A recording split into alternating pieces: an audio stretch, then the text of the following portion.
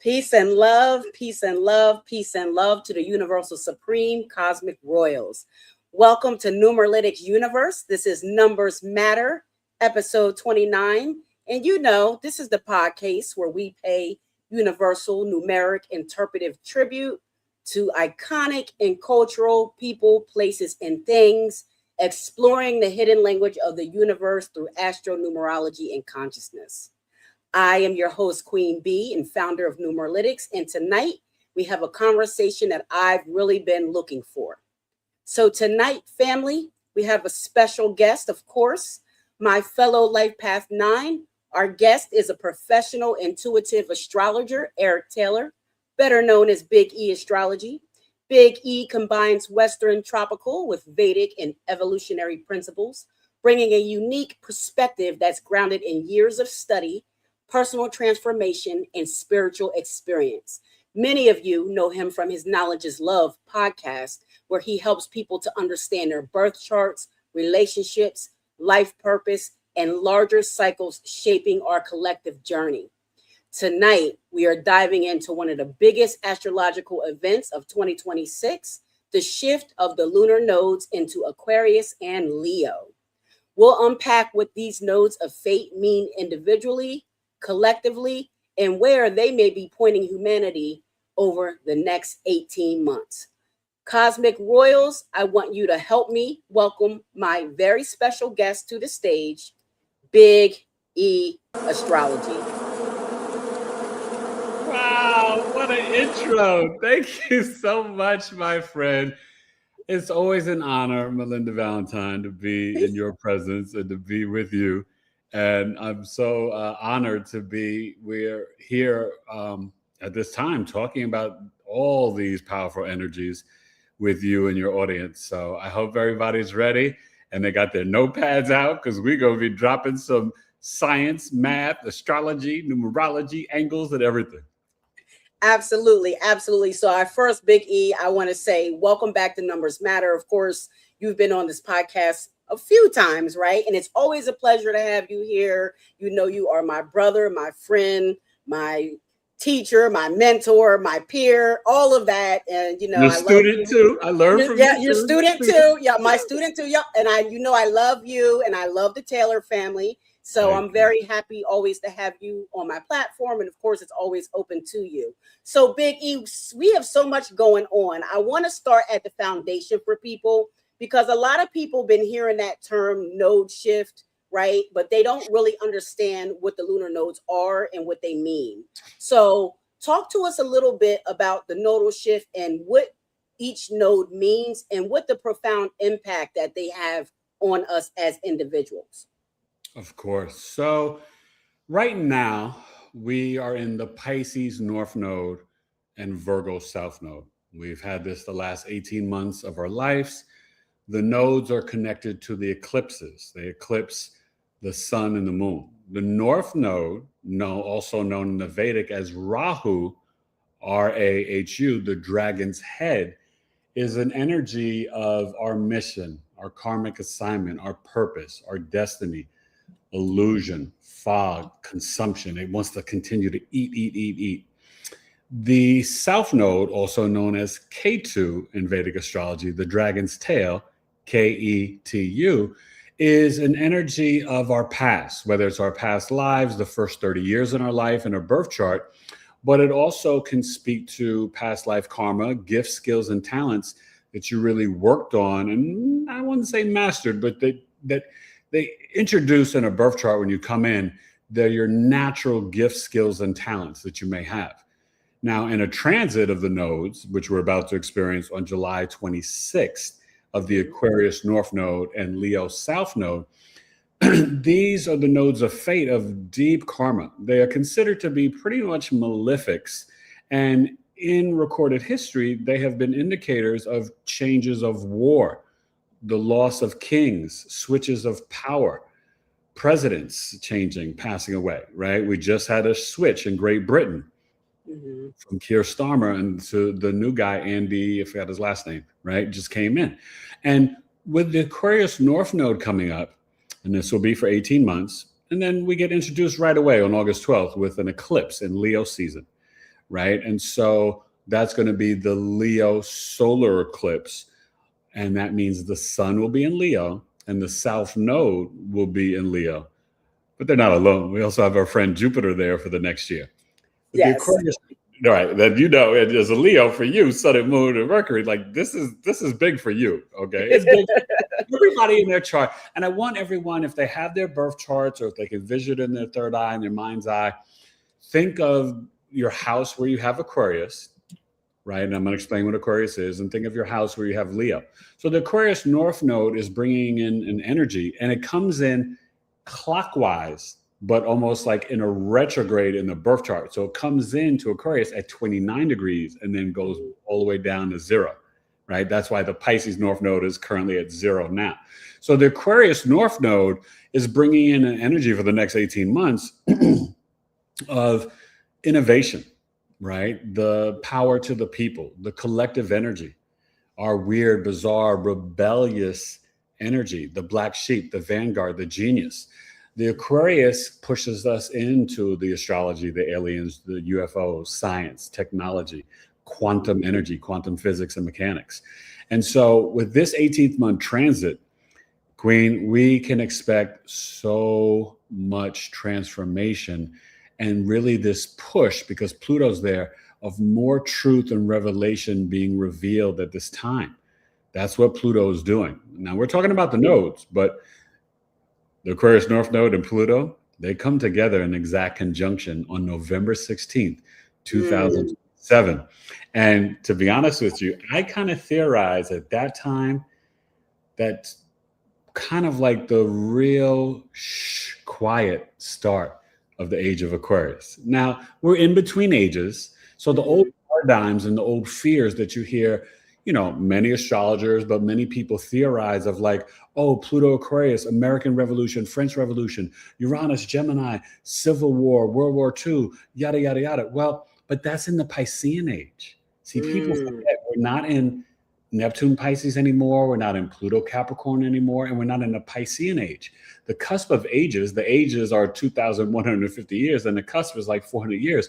We are in the cusp now, headed towards the age of Aquarius. But you and I and all the people watching live and on the replay, we are the brave souls that came here at this time to help pour the cement and lay the foundation of the age of Aquarius.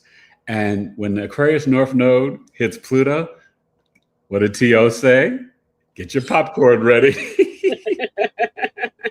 So, that's the Aquarius North Node in a nutshell. But because it's consuming, it's going to be asking us deeper questions about what does freedom and liberation really mean to you? What do groups and organizations mean to you? What are environmental, philanthropic work and nonprofits mean to you? What does the internet mean to you? Yes. Crypto, right? Stem cells, plasma. So these are big subjects and topics that the next 18 months that will become things that are streaming across traditional media, not just on social media. They'll be in the lexicon at the dinner table, at the coffee shops, in our daily lives. The astrology, the spirituality industry, numerology, this is already a multi-billion-dollar industry. And with Pluto and Aquarius at 2044 and this 18-month Aquarius North Node, it's only going to increase, my friend. So do you think that the North Node in Aquarius, when it conjuncts on that date, you said, you think that's going to be like the activation point of the opening of the age of Aquarius? You think that's kind of like the activation of it? Yeah, I really do. Because right now, the way that I describe it to my audience, and you've heard me say this, and you know, when we're at the beach and the tide comes in and you're going towards the ocean, but you're not there yet, and you know, but the sand is wet. That's where I think we're at now, between the ages of the age of Aquarius. We're not in the waters of it, right? And don't forget, Aquarius is a masculine fixed air sign, but it's what? The water bearer. Those are the waters of Uranus, the firmament above, the higher consciousness, pouring out the wisdom and knowledge that it learned from Sagittarius season. So yeah, I would theorize that. I've heard other astrologers feel the same way. Some think we're already in the age of Aquarius. I say not so fast, but Mhm. that's a slow process. You know what I Yeah, mean? that's a This is the long thing. cusp. Yeah. Well, yeah, because 400 years. So I'm Yeah. thinking more, if you were to look on my YouTube channel and I have all these different series, I would say check out my Pluto series because we're in Pluto Aquarius now, Pluto Pisces, but Pluto Aries. That's starting 2067. I think that's going to be Wow. the official new beginning. 2067. Yes, ma'am. And listen, I'm signed up. I'm still here for that. I'm I'm here for still clean here business. too. I ain't Yep. going I'll be there nowhere. with my gray locks and my very high Taylor hairline. And I'll be like, I told y'all the age of Aquarius was coming. It's 2067. Y'all better sit down and just meditate with your light bodies and just teleport. I can actually picture that. Yeah. It's gonna happen. I'm manifesting it. But now let's talk about the Leo South Node. Okay. Jupiter's here for a year. And that's not an accident, Queen. Like this aligns with human design, which is quantum physics, the I Ching, and astrology. And human design connects through your birth chart. But right now, the collective energy has us vibrating and has been for a while in our solar plexus. But then it's going to move to the heart chakra in 2027, coinciding, there's no such thing as coincidence, coinciding with Jupiter in Leo for the next year from June 30th to I think July 1st or 2nd, 2027. And I think that's so beautiful and apropos at this time because with the Leo South Node coming in for 18 months, what it's asking us to do, think of the Leo energy, the regal king and queen, creativity, generosity, self-expression, the entertainers, the politicians, right? Self-centered, selfish, the masculine fixed fire sign ruled by the sun. The South Node, very interesting. It's the dragon's tail. It has no eyes, no head, no direction. It only wants things to be spiritual. And if it's not spiritually aligned with your Leo energy and your Leo heart chakra and your generosity, then it's going to cut, purge, release, detox, separate, and divide. If it's not aligned with your heart, this next 18 months, adios, it's got to get out of here. So there will not be any moments where you're going to be very arrogant, stubborn, self-centered, selfish. That needs to be released during this 18th month transit. And if it doesn't, there'll be some karma to pay. Okay. But just look at your chart for the Leo. But what this is also going to bring up is a lot of things with Jupiter there, a lot of things about false ego, a lot of things about the wrong type of arrogance and attention. Look at me. This is going to affect the boomers, Pluto Leo generation. A lot of them don't want to relinquish their power. It's time for them to step off the stage. Adios. Right? Yes. Like Presidente and Miss Winfrey and others in that generation, they do not want to relinquish their power. This South Node with Jupiter, oh my goodness. And think about just right now with Jupiter opposing Pluto, there's a lot of truth and revelation. The frequency of the planet is shifting. You hear these people saying these words, right? Ascension and fifth dimension and 5D. Well, what does that really mean? Right. What it really is, it's not that there's like a separation or like, the Bible book of Revelations where people are going to be like pulled up into the air. No, it's literally being on earth, but your neighbor that's all in the gossip and toxic and just, like Maury Povich type stuff and just jealousy, envy, the lower chakra energies and hating on people. You will literally be in a different plane and energy field from them that you won't know them anymore. You may literally forget their name. They may move out of the neighborhood, or you just literally, because of life and schedules, you just never see them anymore. And if you do see them, it's just a quick wave and that's it, right? Because the fifth dimension, it's all the love frequency. And so with the South Node coming, it's so perfect, right? Because it's coming to what? Cleanse the heart chakra, right? Remember in ancient Kemet, when the souls would pass, they would measure and weigh the heart. If it was light as a feather, they would say, yes, you can ascend. If it was heavy and a fatty, dense, thick heart, you went back in the Gotta reincarnation stay. boot. Yeah, you gotta come back. Stay. Your soul's not pure, and you've Yeah, got to and reboot. you're still attached to material things in the material plane. You didn't want to let them go, so now you got to go back so you can rework them. You got it, my friend. So Yeah. this is really a purification time of the heart chakra. And one thing that's powerful, and I've been thinking about this lately, and I said it at my coffee talk recently.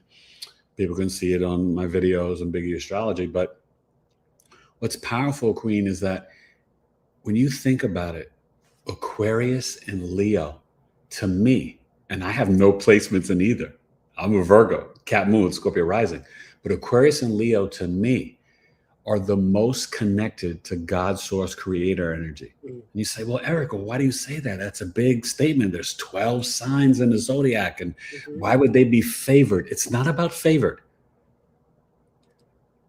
Aquarius, Saturn, traditional ruler. Uranus, modern ruler. Leo, the sun. But think of the 4 highest frequencies in our universe tested by science. Number 1 by far, authenticity. That's Aquarius in a nutshell. Imagine God. If you were God for a moment, right? The goddess, which we'll talk about that soon with Barbeau's basket, and that's what's coming back up. Little preview, you guys stay tuned. But think about it. God made you to be Melinda Valentine. You can't be Teresa, Jennifer, Quintella, Maria, Alana. You're you. And if you try to emulate and copy someone else, that's an offense and really a sin to God. It's like, wait a minute, I made you perfect. You don't need to be anybody else. Right. Eric doesn't need to be Michael or Nick or Stephen or Jeffrey or Lloyd, right? So that's Aquarius, authenticity. The second highest frequency is love, then gratitude and joy. The love, that's Leo. Leo is so pure. You guys, you can walk in, you are sunshine. You are the regal king and queen.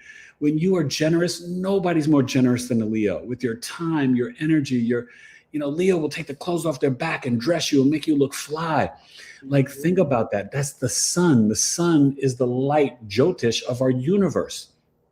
So that's the second highest frequency. So Aquarius, Leo are deeply connected to God's source creator energy. So yeah, I think this timing with Pluto there, Jupiter there, Aquarius North Node and Leo South Node, man, God is telling a cosmic story that y'all ain't ready for. This is so deep. I could cry. It's powerful. Yeah, it feels very powerful. It does feel very deep. And I'm very excited for it, especially being a Leo. I've already been feeling the energy of Jupiter being in the sign, especially more toward this week. Mercury's about to lift. So I already know the activation for, all Leos are coming, as well as it is for a lot of us, right? But it really is something when you said, I really liked what you said when you said the people who are in power are going to have to relinquish that power, and they don't want to, but the energy coming up is going to kind of force the hand of that. And I really, think that what you're saying, that everything moving up to the heart chakra, Jupiter is there just to expand all of that, right? And really with Jupiter there, what you have to do is you have to have faith, right? Jupiter's the planet of faith. You have to have faith in yourself.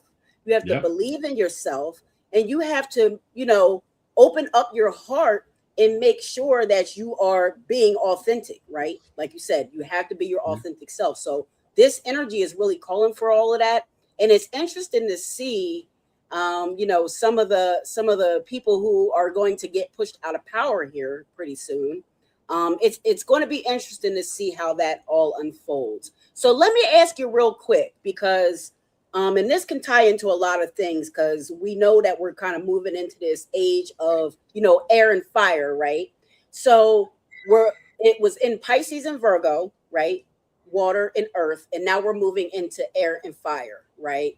So tell us about what collective chapter we're completing with that transition, going from earth and water to air and fire, and talk about even, the other arrangements of the planets all being in air and fire signs. Talk about what that means for the collective. That's a great question. And it means a lot, because what I've been screaming from the mountaintop excuse me, the last 18 months, the Pisces North Node is about our spirituality, agape, Christ-like love, the book of Ephesians, compassion, empathy, our imagination, creativity, our mental health, our addictions, the pharmaceuticals. That's Pisces. Illusion, delusion, escapism, addiction. Virgo, South Node, the earth sign. Virgo, the Virgin.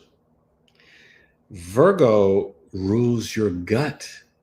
That's why it's really the most intuitive sign. Pisces is the most psychic, right? Virgo is all about the small, large intestines, our digestion, right? Virgo wants to analyze and assess without emotion to improve and make things better.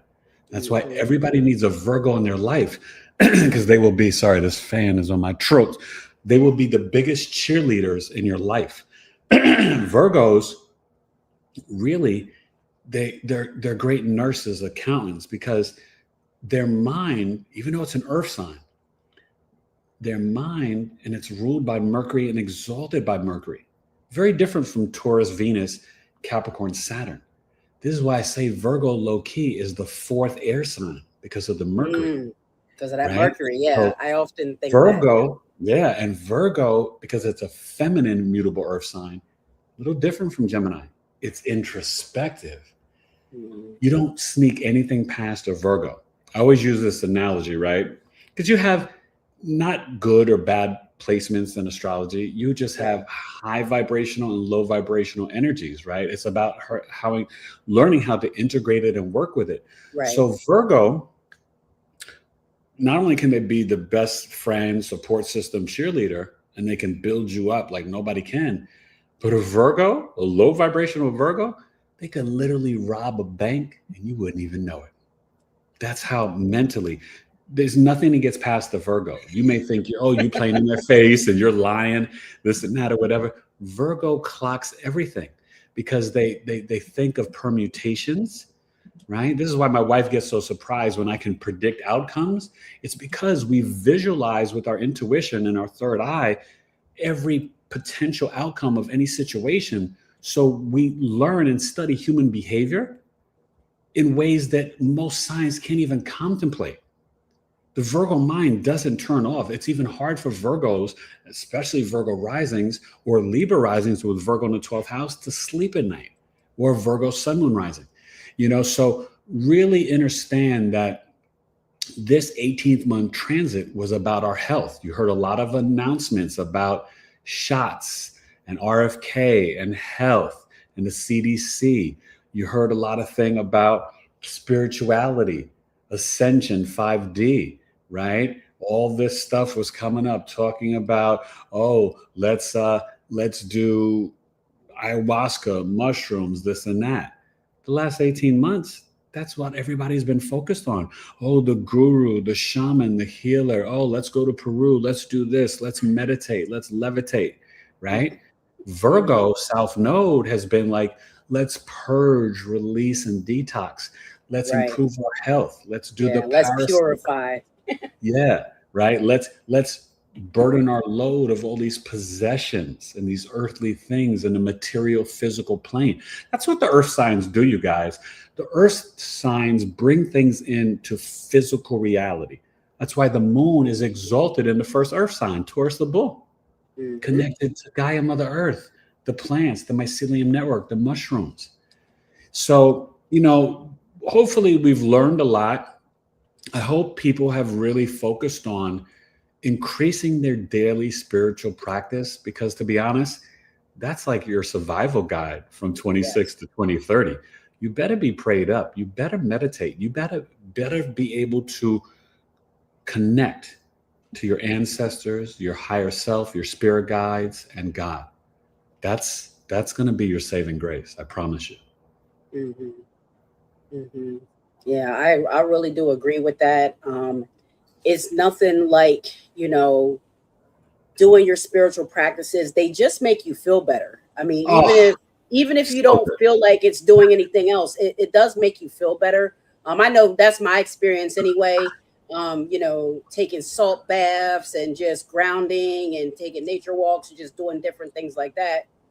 And, like you said, this is also a time to get in tune with your ancestors, set up an ancestral altar, you Yes. know, um, get your quiet space. And, depending on what your major, elements are, you can either fill your space with all four elements or fill it with the ones, that are in tune with your energy or the ones that you need to help balance your energy. So Yes. these are the Ones you types of don't things that, have. Yep. yeah, these are the types of things that I talk about when people come to me for consultations. We Yeah. look at that energy, and if they're missing an element, I'm like, no, you need to get this element infused in the things that you're doing. Make it be a part of your spiritual practices. And I really think it's super important, like you said, from now, I don't even give it an end date. I No, mean, no, from there is no now, end date. I yeah, just no mean end date. say that for the urgency for the audience. Yes, But no, this should just be for the rest of your life. Yes. yes, Every day. yes, Connect. And I tell people, I'd rather you meditate, be still, do some toning that activates the throat chakra with Chiron and Taurus at the end of September. It's very important, mhm, right? But this helps you. Even I'd rather have you do 3 to 5 minutes a day every day than only mhm, once or twice a week for 30 minutes. You need the consistency. That's what yes, Saturn and Aries to April 12th, 2028 is trying to get us to initiate. Aries is the spark of the zodiac, right? Initiate the discipline conjunct, and it goes retrograde on the 26th when these nodes switch, conjunct yes, Neptune and Aries, right? To mhm, say, hey, initiate a new spiritual discipline and practice every day, right? Every yeah, single day. You will thank us later. I'm telling you. yeah. Yeah, and you really do need to do it every day and reevaluate because you're changing. You're changing every day. You're learning, you're growing, and you might need to elevate your practices or switch them up depending on the energy that is going on in the atmosphere, right? So these are just things to be in tune with. And like you said, moving forward, this is going to be, all this ancient wisdom and this knowledge, it's coming back to the forefront. I mean, this is Big what it is. And this is the time right now to get in tune with that and to get in tune with yourself and get in tune with your higher self, right? That's the relationship that you should be cultivating, the one with spirit. And then, talking to yourself so you can answer yourself. I know people think that you might think you're crazy if you do that, but that's how you create. That's how you create your reality. I You love have to talk and you got to do it out loud. You can't just think about what you want to say to yourself. You have to say it to yourself, right? You got to speak it, right? So I Melinda, think that's important. you're dropping the jewels like a Leo Queen would. So you just said two or three major jewels that I want to like highlight for the audience because this is so important. You said something so powerful before that we are really a different person every day. Yeah, based on your numerology, you are.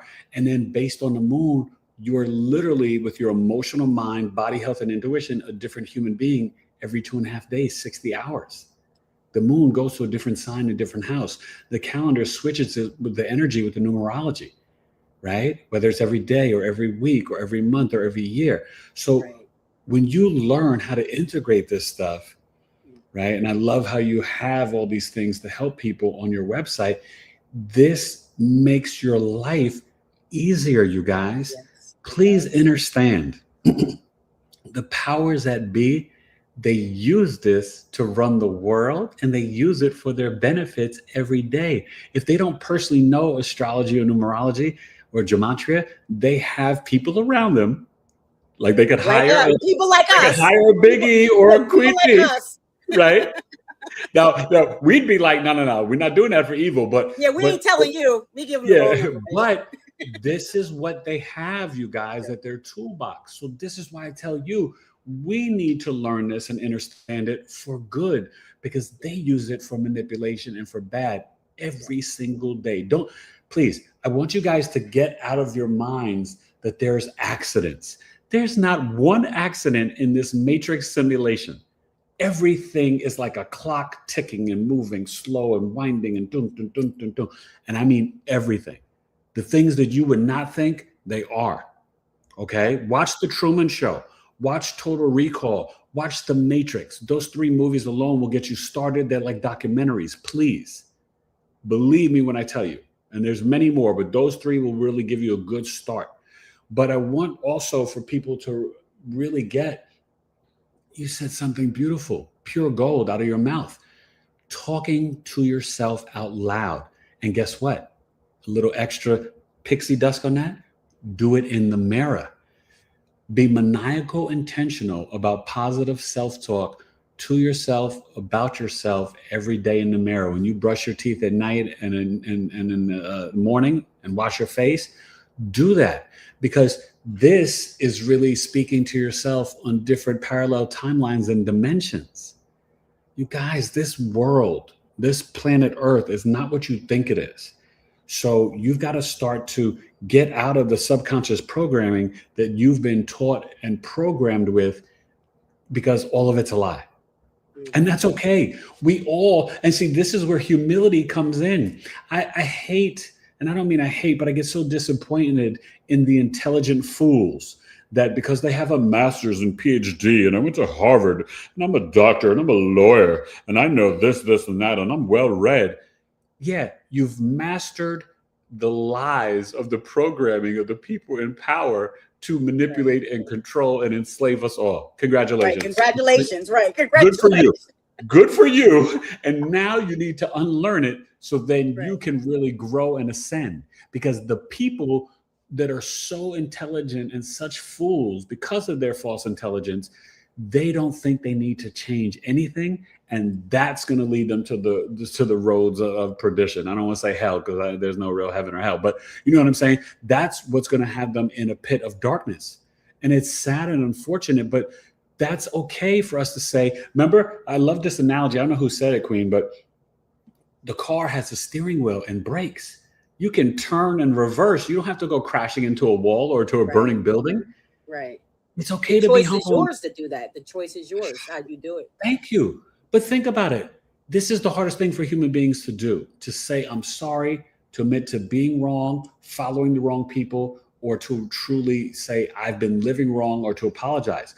But that's your superpower. Once you can do that and be like, oh, course correction time, let me put down all that I thought that I knew that I was an expert on, and then go open up a new door and be like, oh, and be curious like a child with joy to relearn.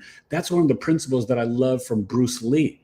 And Bruce Lee talked about this, and he was a brilliant brother, right? Talking about being able to learn even from your enemy or to someone you totally disagree with. Right. Knowledge is knowledge. I don't care where it comes from. Right. That's power right there. Mm-hmm. You know? And so we've got to really think about that because, yeah, truly, when I say it, knowledge is love. Mm-hmm. And just know you've been misled with false knowledge that was not from love, from hatred and manipulation and control. Mm-hmm. So now you got to put it down and start all over again like a child, even in your 40s, 50s, and 60s, 70s. Who cares? Right. You know, my goal is to learn something new every single day. Yes. That's a beautiful day for me. Yeah. And you should be learning something new every day. And if you're not really upgrading and renewing your own history, they say you renew the history every 25,000 years. A day to God is 1,000 years. So every month you should be renewing your own history and your own things that you're setting forth, reviewing those things, refining them and analyzing them, and then moving forward and making the improvements necessary. So that's how you raise to the highest level of ascension. That's how you continue to raise the levels when you do things like that. So it requires all of those things. And a lot of that stuff is easier said than done. We do live in this busy matrix. A lot of people, are, tight and strapped to make ends meet and, working. We have all the stresses. You're right. Yep. Yeah, a lot of struggles. So what you need to do, if someone is you, find your time. You need to find and dedicate time for yourself. Even like Big E said, if it's 5 to 10 minutes a day, you should be dedicating that time to yourself, where it's alone time, where you don't have anyone around you, where you can think, you can reflect, and then you can talk to yourself without people saying she's crazy. She's over there talking to herself and answering herself, right? So you need that alone time so you're able to do those things. So I think it's super important that the collective really, get in tune with this stuff. And I was just, really having this conversation with my daughter earlier. And everything that we're talking about is what I was talking to her about on the way from school today, And I was just like, you really have to take responsibility for yourself. Learn your cycles, learn your personal energy factor, your numerology cycles, so you can take advantage of the day so the day's not taking advantage of you. I had to, because, we all have our own set cycles. So you might be on one that has some very sensitive days in it. And if you continue to, every time that cycle comes around weekly, right? Daily, weekly, monthly, yearly, every time that comes around, you're having the same experiences because you're not learning the lessons. The universe is trying to teach you these lessons, and you're going to continue to experience them until you learn them and harness them, and then start implementing them and utilizing the energy the way that it needs to be utilized, right? So it's important. It's important. I love that you're saying that. You know why, Queen? Because you and I are very generous souls, life path 9s, humanitarians. Our souls came here to be teachers and leaders. But the thing is, for the audience and for people that we connect with, right? The tribe, people that watch your show, my show, Lloyd, connect with Jazz, with Portia, with Nick, just all these beautiful souls out here, right? King Simon, everybody, right? And anybody you connect with. If it resonates in your heart and you know it to be truth, then why are you not applying the knowledge to your daily life for success? Right? Because when I talk to you about these planets and these alignments, and she talks to you about these numbers and the factors and this and your days to work with, right? These are the keys and the secrets to the universe, literally, to help make your daily life in this matrix simulation so much easier. Like when we, literally, so think about it, like when I say knowledge is love, Queen Bee and I are spitting love darts to your heart and your cranium every time we click start or live to speak to you or for a reading. Like is gold. Like, honestly, there's no currency in money that you could pay us, and we're both underpaid, but for what we share and the knowledge in terms of how it can literally improve your life. We would both be millionaires tomorrow with the knowledge we've already shared, let alone what we will continue to share every day. And I'm saying this really humbly, and I know you know what I'm saying, Queen. It's so true, because I know when I did a reading with Queen, she gave me so much knowledge and so many jewels, and I'm integrating it now, and I'm seeing, and I'm like, oh boy, wow. Boom, boom. And to integrate the numerology with astrology, and then to connect with Portia or Jazz, and to bring in the cardology. I mean, seriously, you guys, you have opportunities to be like, not just 10 steps ahead, a whole month ahead of anybody you know.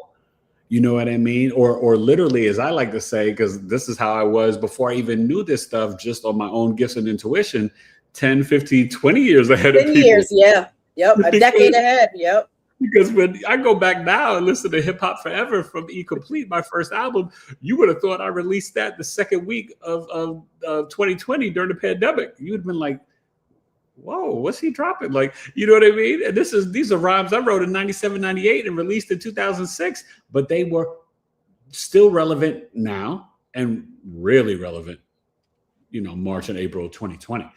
So I want to just say, because you brought up something really powerful in terms of like with your daughter, and that's so powerful that you shared that with the audience. And I hope, we'll get to the chat right in a second, but if people are asking questions or have questions, I want you to realize, because it can be tough living in this daily, grind and paying the bill, but let's change our vernacular. There's nothing that's difficult or tough or challenging. Everything is easy for you. And things happen for you, not to you. For your better good. When we change our perception, our language, right? It's not good morning. you rose this morning like the sun, grand rising. These little changes that get you out of the spelling and these spells that are casted that we cast upon ourselves, that's where you can start. It may sound corny and hokey, but it's not. That in itself, and telling yourself that you love yourself every day and how amazing you are. And as I say on my channel, retiring from negative self-talk. If you just start there before you even get to the numerology and astrology and all that we share, man, you will be a champion. But also, guess what? Listen to these energies. Saturn is in Aries conjunct Neptune at this time, right? Neptune's there to 2039 to help you, Aries, the start of the zodiac, to help you begin again, birth new, initiate a new spiritual practice and discipline. I don't care if you're a single mom with 3 kids. You have to have boundaries and say, hey, bedtime's at 8 because mommy's got to go to bed and get to work. So mommy's going to put you to bed at 8 so I can meditate from 8:15 to 9 p.m. so I can get up at 6 and do all that I need to do to get you all ready for school and get to work. It's that simple. Discipline is love, and it's self-love. So though Saturn is there to put up those boundaries of these new beginnings, we need rules. I don't care if you don't have a partner and you're a single mom and you don't have a dad to help you. It's all right. You crack the whip. Right. That's what Saturn is there to help us, to teach us at this time.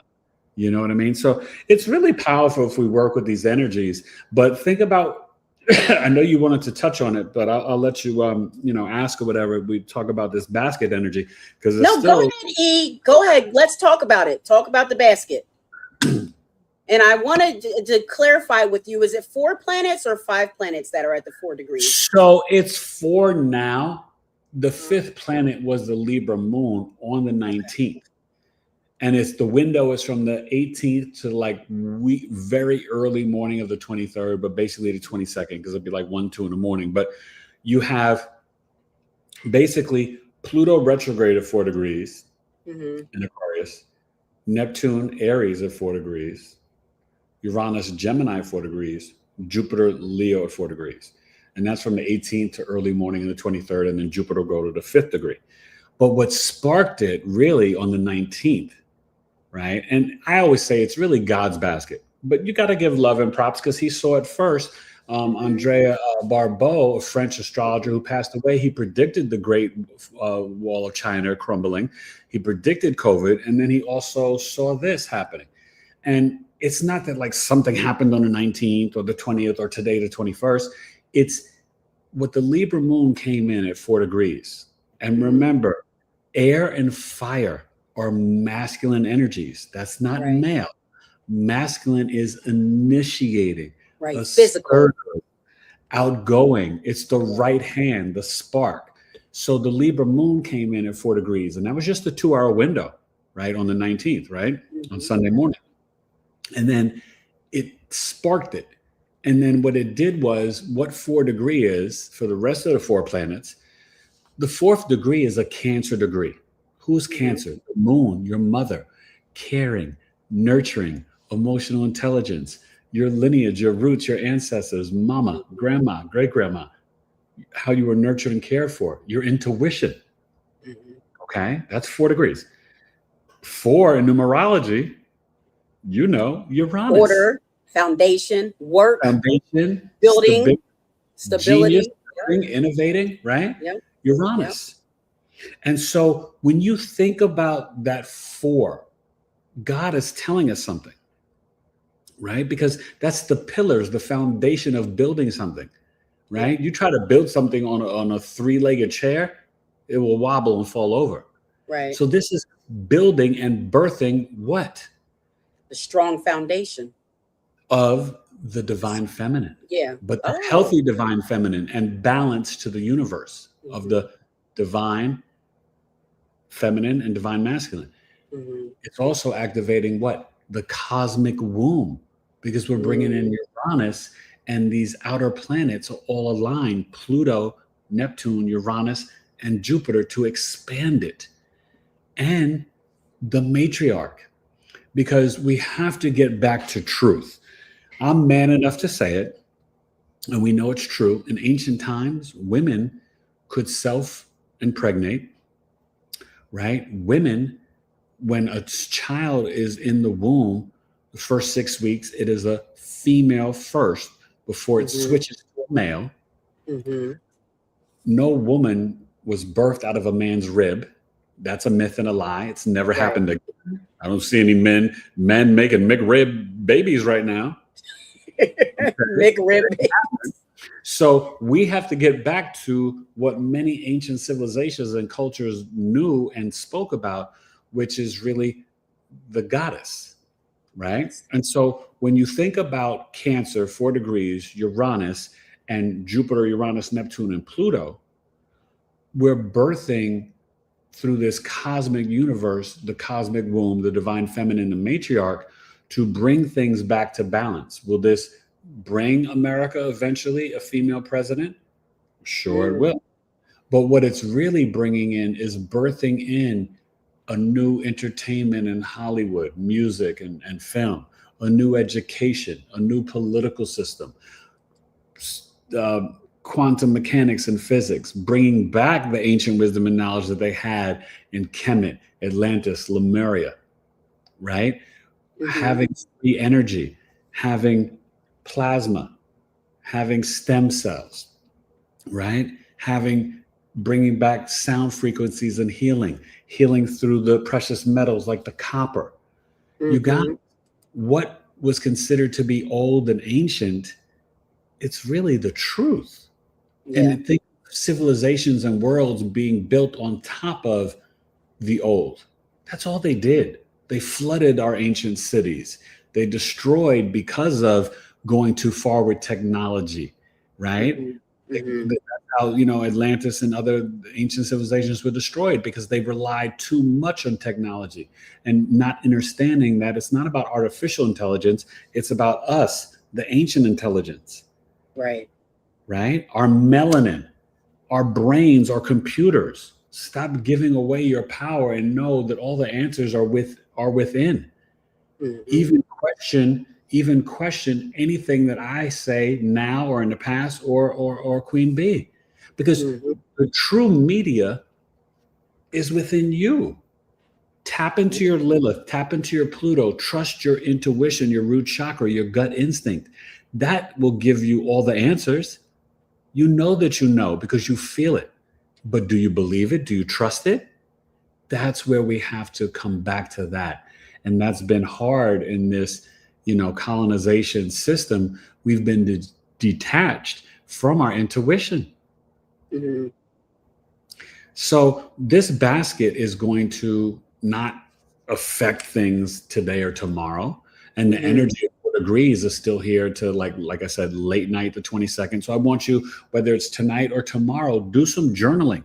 Jupiter trining Neptune, Jupiter Leo trining Neptune and Aries. None of us are dreaming big enough. You can be who you want to be. Jupiter trine Neptune, the trine is 120 degrees, the easy flow of energy. It's a Jupiter degree and energy. This is manifestation and abundance on steroids. Like anything you want to create, you got that energy to do it. The rest of the 21st and all of the 22nd. So write it out, speak it in the mirror, think and be positive. Then you're dealing with Uranus, 4 degrees, trine Pluto in Aquarius at 4 degrees, Uranus, Gemini. Oh my goodness, this is changing civilizations, technology, not even just the quantum entanglement and physics and mechanics. This is all the clairs being activated, your spiritual gifts. These palms, put them up in the sun. These are energy conductors. Let that sun come on your hands. Take off the glasses and the shades and look at, sunrise and sunset. You can sun gaze. And then it gets integrated through the retina and the rods and the cones, and then goes and activates the melanin in your body. Even for my European brothers and sisters, your melanin is different from ours, but when you integrate it with the sunrise and sunset, it's okay. You're not going to burn. And get outside between 12 and 3. Maybe you're not in direct sunlight, but you're outside getting the light codes and frequencies from the sun. You guys, this has been measured through science that we're having these solar flares that have increased since 2020 and have been the highest in recorded history. I mean, this is Yep. powerful. It's a lot of powerful energy running about. And I do think, the technology is already on a rise. Tell me how far you think it can go technologically, with Pluto and Aquarius and then the North Node Um, coming, coming on. that's a How, great how question. far do you think the technology can go? Well, I'm going to tell you because one thing I didn't mention is those sextiles, Neptune to Mhm. Uranus, Uranus to Jupiter, Pluto to Neptune. The sextiles of Venus energy, 60-degree angle. And it's very tapping and harmonious and pleasing, beneficial. Think of Venus. Venus is devotion. It's your love language. It's your money. It's flowers and chocolate and entertainment. So when Pluto's tapping on Neptune, it's like, hey, Neptune, let's transform this world and make it all spiritual. Right? Neptune's tapping on Uranus and saying, hey, let's awaken the children in the alpha and beta generation and activate these spiritual gifts so they're clairaudient, they're clairsentient, claircognizant, right? Let's wake up even the OGs, the millennials and the Gen Xers, okay? And then Uranus is saying to Jupiter before it leaves on the 23rd, hey, let's activate the gifts and the memories of these children, right? If you ever met any of these beta kids, that were born since 2019, 2024, November 19th, Pluto Aquarius babies. I haven't been around many, but the ones I've seen and been around, they came here and they know. Yeah. And they have their memories from the other side, from the veil, from the galactic. They can tell you about where they live, their family. They know. The alphas that are like 15 and a half, almost 16 and younger, different from the Gen Zs. The alpha generation, I got two of them, right? Those Leo Taylor twins. They're magical. They're spiritual gifts. The problem is, you guys, and I know a lot of us can't do it. I love the homeschooling during the pandemic, and we kept them home a little bit longer. Then they revolted and wanted to go back to school. But these young kids, believe them. Believe the 9 and 10-year-old when they say, oh, I saw this spirit or this or that, or they said that they saw a fairy in the backyard or they see a UFO. Believe them. These kids are tapped in. I theorized, I could be wrong, I don't know, but I feel like for many of them, it's their first time here. If you're around them, like they don't get like this whole earth thing. Yeah, like how it works. Yeah, they're like, They seem a little out of it. yeah, they seem like that's why they love the iPhone and the iPad, because it reminds them of their technology back home. This regular, like being in a classroom with a teacher, it's a snooze fest for them. They're like, what? You don't got YouTube and apps, and you can't like touch stuff with your fingers. So we gotta like sit in this little chair all day and can't move and can't talk. It's like slavery, imprisonment to them. Like jail, yeah. It's like jail. These kids are way beyond that, and they probably know more than the majority of their teachers. They do. Okay? They do. And the teachers get mad when the kids challenge them on stuff too. Yeah, but guess what? The education system is outdated. That's why we need to bring back the mystery schools.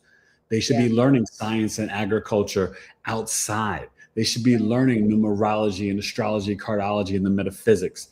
They should be learning red light, infralight therapy, and saunas. They should be learning about fasting and meditation. They should learn about mind control and trying to move energy with your mind like the Jedis did. That wasn't a lie. That movie, Return of the Jedi, Empire Strikes Back, Star Wars, those are documentaries too. So where can this go? Well, I'll tell you, for those who may not know that are watching this live or on the replay, I basically died in 2021. I was in coma for 40 days. I was on the other side in the hospital for 85 days due to, the Delta COVID and a little back, stuff of valley fever. And one thing that I saw is that these cell phones would be gone.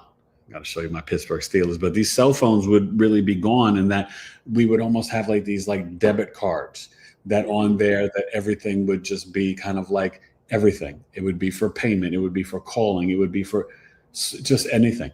And that kind of like the microchip thing, like. Well, not like the microchip. See, this is where we got to be careful because this is the battle. of centralized versus decentralized technologies and currencies with the crypto and the fiat currency, which I think it's going to go away soon. Between 2026 and 2030, and it could be next week, they will probably turn off the power grid, turn off the shut down the banks and the fiat paper money, and everything's going to become digital. The question is, who controls it? Will it be centralized and be like the Fed now and the American banks controlling it, like we already have with the financial system, the IMF, the World Bank, and all that stuff?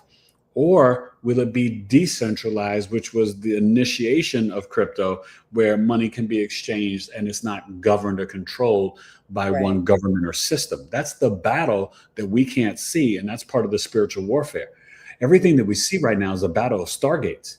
Iran is Stargate 10. Right, all that stuff that happened years ago in Maui, the fires, right, on the direct energy stuff, that was Stargate 11. So we have energy points on our planet. This is about controlling the souls that come in and out these portals, you guys. Everything is spiritual warfare. People talk about, World War III. We've been in World War III, and it's spiritual warfare. I don't know when it started. I don't know if it started on Jekyll Island, 1919. I don't know if it started in 1921, 1936. Who could theorize? I have no idea. But I know, because I've seen it in coma. One thing I saw also was the apps floating outside of your screen on your computer, and you would not have a mouse. You would touch everything with your finger. Right, that you could walk into your house like Total Recall, and I could just be like, call Melinda, and then you would just pop up on the screen in my home or in this little card, and I could talk to you like that. It wouldn't be about a cell phone and a carrier. It's just everything's quantum. And so we have to start to realize that even with CERN being turned off, right, to 2030, some theorize, hey, we got 4 years to manifest the reality and dreams of our lives that we want before they turn CERN back on and try to bring in the 15-minute cities and holy hell on earth. I don't know.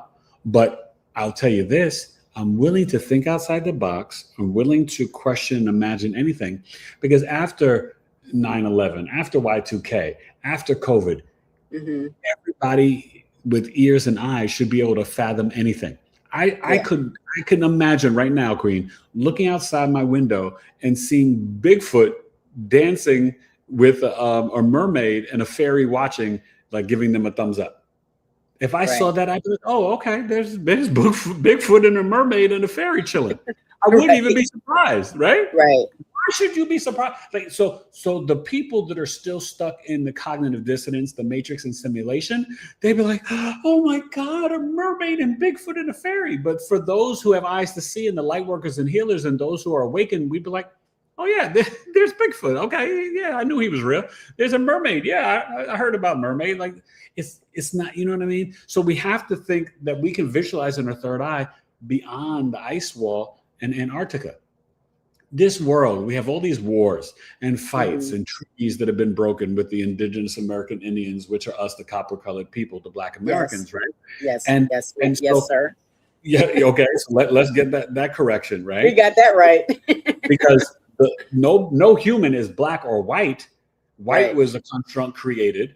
Black is really a pale face and dead, has no power. So we need to realize who we really are and who we were, right? The Lemuria, the Mers, not the Moors, that's something different. The Mers.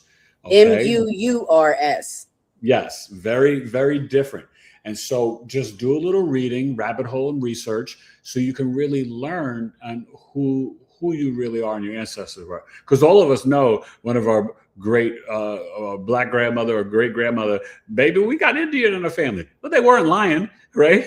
If you look at the censuses and stuff, they made them change their name from Indian, whether they were Cherokee or Seminole or to Choctaw or whatever, to Negro, and then to colored, and then to Black, and then Jesse Jackson, African American. Right. Yeah, he took it all the way to the next level. Oh, that was just enslavement, and he sold us out. But I say all this to say about Antarctica. How come all these nations and countries that war and have beef all the time, they can agree on one thing? That everybody can go, and I mean the power people and the nations can all go to Antarctica. Right. what's going on there. Right. What are Right? you hiding there?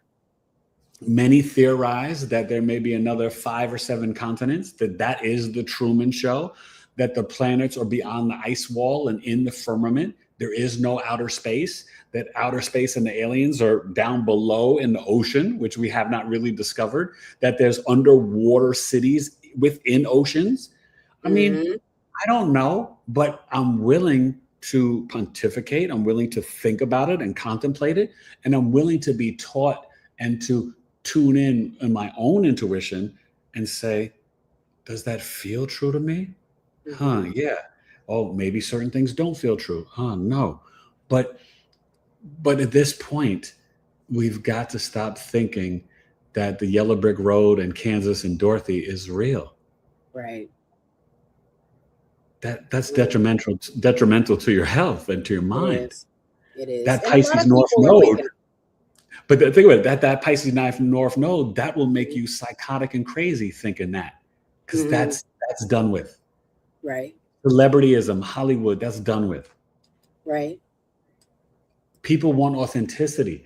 People want to see Jackie and Teresa and Melinda and Eric and Quintella and Gail and Rebecca and Alana, and they want to see you on YouTube. They want to see you on IG and TikTok. They want to hear about your life journey and your life story and how you became a success and how you overcame your father being murdered and your mother being shot, and how you overcame them telling you at 9 years old you'll be legally or completely blind at 21 years old, how you overcame being in the hospital for 85 days and 40 days in coma, and how you had to learn how to swallow again, how to breathe and walk and chew again. They want to know about that. Right. These are powerful times, you guys, and you are not a victim in the 3D or the 5D. Your ancestors are huge. We are, Melinda, we are the manifestations and prayers of our ancestors that we've never even met and heard their names. We are here now, and that energy and knowledge has awakened. They've been wanting us to be who we are now. And that's a big assignment and mission. And you and I, we put our hands up. We're here for it. Yeah. We said we're here for it to serve humanity. We really put our hands up with that Life Path 9. We like, we'll go first. We're on the front line. Ooh, and that in itself is so humbling, right? Yeah. I mean, I love it. You know, to me, it's an honor. You know, everything that I do it's an honor to me. And I take it seriously because we are, like you said, people do want to hear from us. You know, and people are trusting in us that we are bringing our most authentic self to them, right? That we are bringing them the information that can help them, right? So when I'm thinking about it, I'm thinking about what can help the people. What do the people need to hear that can help them get through this week, that can help them, you know, get through this month, through this year, or whatever it is. And, you know, no matter what modality you need to use, you know, like you said, astrology, numerology, cardology, you know, you can use any one of these modalities and you can use them all in conjunction together to really, you know, plan yourself, right? Plan yourself, integrate the energy, and you're still going to have rough patches, right? Everything goes in up and down, right? But now you know how to better prepare for those rough patches, right? Now you don't have to you're not at the behest of them, you know? You can plan that if you know you're about to have a 6-7 up cycle. I'm not going to be doing too much outside today. Like I'm going to chill home. I'm going to get stuff done here. And I'm going to have my time later for reflection. And I know you know what I'm talking about.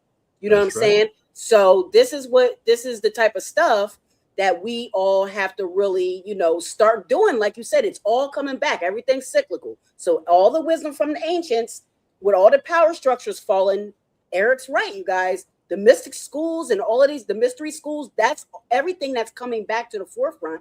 And that's why me and him are out here on the front line, like we are doing the work that we do tirelessly, right? We're doing this for humanity, for the community, for humanity to raise their vibration and to learn who they are and really just get in tune with themselves, you know, get in tune with yourself. And that's going to help us raise the whole collective frequency and vibration, you know. Well, So it really, Yeah, it really is a beautiful story. So, E, anything else you want to say, or you want to get into some comments real quick? Yeah, let's get Or into is some there any? questions. I want to, Yeah, you know let's me, I let's. like talking to the people. So what's the Yeah, people me ask? too. You know, me too. We're like 5'9". You know, we need that. We need that interaction. We need that mix with our I people. You love the know, people. And while I'm here, they could ask anything and I got them. I know you do. So let's start off with the beautiful wife. Peace and love to you, Queen, and Queen's up to you. She looks forward to this. So let's see. I think we had some sun, moon, and ascendants down here. Peace to Okay. you, Melissa. I know that's Melissa Watkins. And I want to say peace and love to the star seed Queen Pranoia. Make sure you're subscribed to her podcast. And I think she put her big three in here. So let's get with it. Her Okay. big I don't know. three, Wait, big. I don't know about her podcast. You got to introduce me to her. I want to hear. I want to Oh, find yeah. out. Oh, yeah, yeah, yeah. You're gonna love her. Okay. Like, she's the best. She's the Okay. best. And all this stuff that we're talking about with like technology, and the advent of like creating your own thing and all that kind of stuff. She's created a whole, she calls it the Pranoia University. And it's Ooh. really a whole like metaverse place that she's created, and it's beautiful. She plays hip hop music from like her friends and people that she knows and all that kind of stuff, Oh, well, artists that then she knows. she's She got to plays connect their with Big music, E right? Astrology. Yeah, you got to Big E. You have to subscribe to her channel, and also, Okay. yeah, you can get with her. She's someone that can come on your Well, show. tell You her. can go You on know her what? show. Well, So I can't wait I'm to up meet here, you. just matchmaking. Wait, did you just say she's a Virgo? No, she's a Pisces. So her Oh, big three. She's a Pisces sun, a Libra moon, and a Taurus rising. And she said, "I'll let you wait. do that." Taurus rising, Pisces, Sun. Pisces sun in the 11th, and the Libra moon in the 6th. Okay, let me just hit her with this. Oh, she has a Okay, question. go ahead. Does she have a question or no? Let me see. She didn't have a question, but she does say that she is a Leo North node and Aquarius South node. Okay, bingo. That adds extra flavor. Well, number one, she's the queen of her palace. When you're a Taurus rising, you come home, you're like, mama's home, right? And the Pisces sun in 11th house, she's really a very beautiful humanitarian. She's got the same alignment as my wife. And a lot of times when you have the sun in the 11th house, the father can be more like a friend than a traditional father. She's a Taurus rising, so she's very grounded and practical. She may be able to burn in the kitchen and get busy because Scorpio in the 7th house, she literally transforms the food and the meals. The Libra moon in the 6th, that's a little challenging. The ebbs and flows. So she's got to know about her daily numerology and astrology because her emotional mind is seeking balance. So if she has still a 9-to-5 matrix job, which some people still have to, do, I get it. That can mess with her moon in Libra. But because she's very Venusian, Venus chart ruler, and then Venus moon, Libra and Taurus, she's super artistic and creative. I'm sure she plays and has music on her podcast, and she has created her own metaverse because Taurus, Libra, and Pisces, she's like basically pure love. You know what I mean? She's super artistic, spiritual, and creative. With that Leo North node in the 4th house, she could be sharing her podcast from her home, and she's got to share her creative self-expression and be the regal queen that she is. She's very powerful and dynamic. Jupiter in the 4th house, this is a big time for her this year. So her podcast or whatever, anything she creates from her home will turn to gold, but she also needs to have all the spirituality as the South node enters on the 26th, right? And that Aquarius North node, she's got to transform lives and people and relationships and the collective in her 10th house. So reach out to me. You want to know more, but we'll have to connect and be on each other's podcasts. And nice to meet you, my friend. And what's her name again? Her name is Pranoia. So it's Pranoia Starseed Podcast. Pranoia. And I actually know her through our buddy Nick. So okay. Well, yeah, Nick is always on her show. He has a reoccurring he's the professor over there. He's the mathematician, the metaphysician mathematician. Okay. And he goes on there once a month and does breakdowns. Pleasure. We'll someone else to get into the collective, right? Yeah. Okay. Yeah. Well, I hope that was a little nice breakdown for you. And that Leo North node, this is your time, but you're going through the nodal reversal. Yes. So this also means forgive mom, forgive grandma, your great grandma, anybody in that childhood home that may have hurt you or done you wrong. You got to let it go. Forgiveness is a gift to you. And if they've already passed on, you write them a letter of forgiveness, because that cleanses your heart and makes it lighter. So this is a great time for you, my friend. That was beautiful, E. Thank you for that. And we got to keep our hearts light as a feather unless we want to continue to come back. So I don't want that pressure. listen, I'm a life path 9. I'm good. I'm done. I had enough. I'm done. Listen, I've already picked out my big sofa bed up in the cosmos in heaven, and it's real nice. I got a big giant remote. I'll be up there like making miracles happen for my Yankees, Knicks, and Steelers. They'd be like, "Oh my God, right. the Steelers won 5 Super Bowls in a row in 2040 to 2040." I'll be like, Big E, knock it off. I'm sorry, 2070 to 2075, because I'm here for 3 digits, so I'm here at least to 2070. So they'll be like, "Oh my God, how did the Steelers win 5 years in a row in 2070 to 2075?" Can you imagine what football would look like? Could you imagine what football would look like in 2075? The field would be 200 yards, and it'd be like 13 on 13, and or 150 yards, and they'd make it another 10 feet wider on each side. The guys will be running, instead of running like a 4-3, 4-4, they'll be running like a 3-9 and a 4-0. Wow. I can envision it. Yeah, I can envision it. Yeah, because they're only getting stronger and all that. And, by that time, we'll have like the bionic man, we'll have people that have like cyber parts and stuff like that. Well, I think we'll have separate leagues, because I think there'll be the human league and then there'll be the AI league. Okay. There'll be like a robot league, or gosh, I surely hope there's not like transhuman league, but you know what I mean? But yeah. What's really fascinating, you guys, remember when I was saying earlier, and I don't want you guys to think it's a joke, and we'll obviously get back to the questions and comments, but really think of Star Wars, Return of the Jedi, right? Like, these are our lightsabers, our words, our mind. Like we have spiritual gifts and power. Do me a favor, go watch Supercell, the British superhero series on Netflix. They're working on the 2nd season. I can't wait. They talk about, you saw it, right? They talk about the sickle cell trait, right? And us copper melanated people. Go watch that and then come talk to me. Because that right there, that was telling us and showing us who we are. Yeah. And it was really powerful. Listen, the only people who don't know who we are is us. It's the world. Not funny, but it's us. You saw what Putin did. Putin went and opened up and showed you Jesus is black Madonna. He was basically telling on the Vatican. He was like, "Oh, y'all don't know?" In England, they know. Like, everybody knows who we are but us, because America has basically destiny swapped They've destiny swapped us with like so many people and so many other cultures. It's ridiculous. Y'all, it's crazy. Please. And what I want to say to that is, if someone's got to do all that to you, then you should know you're special anyway. Like, if you're the one, special's not even the word for us. Right. Woo, come on, Queen. There's 3 letters: G-O-D. You know it.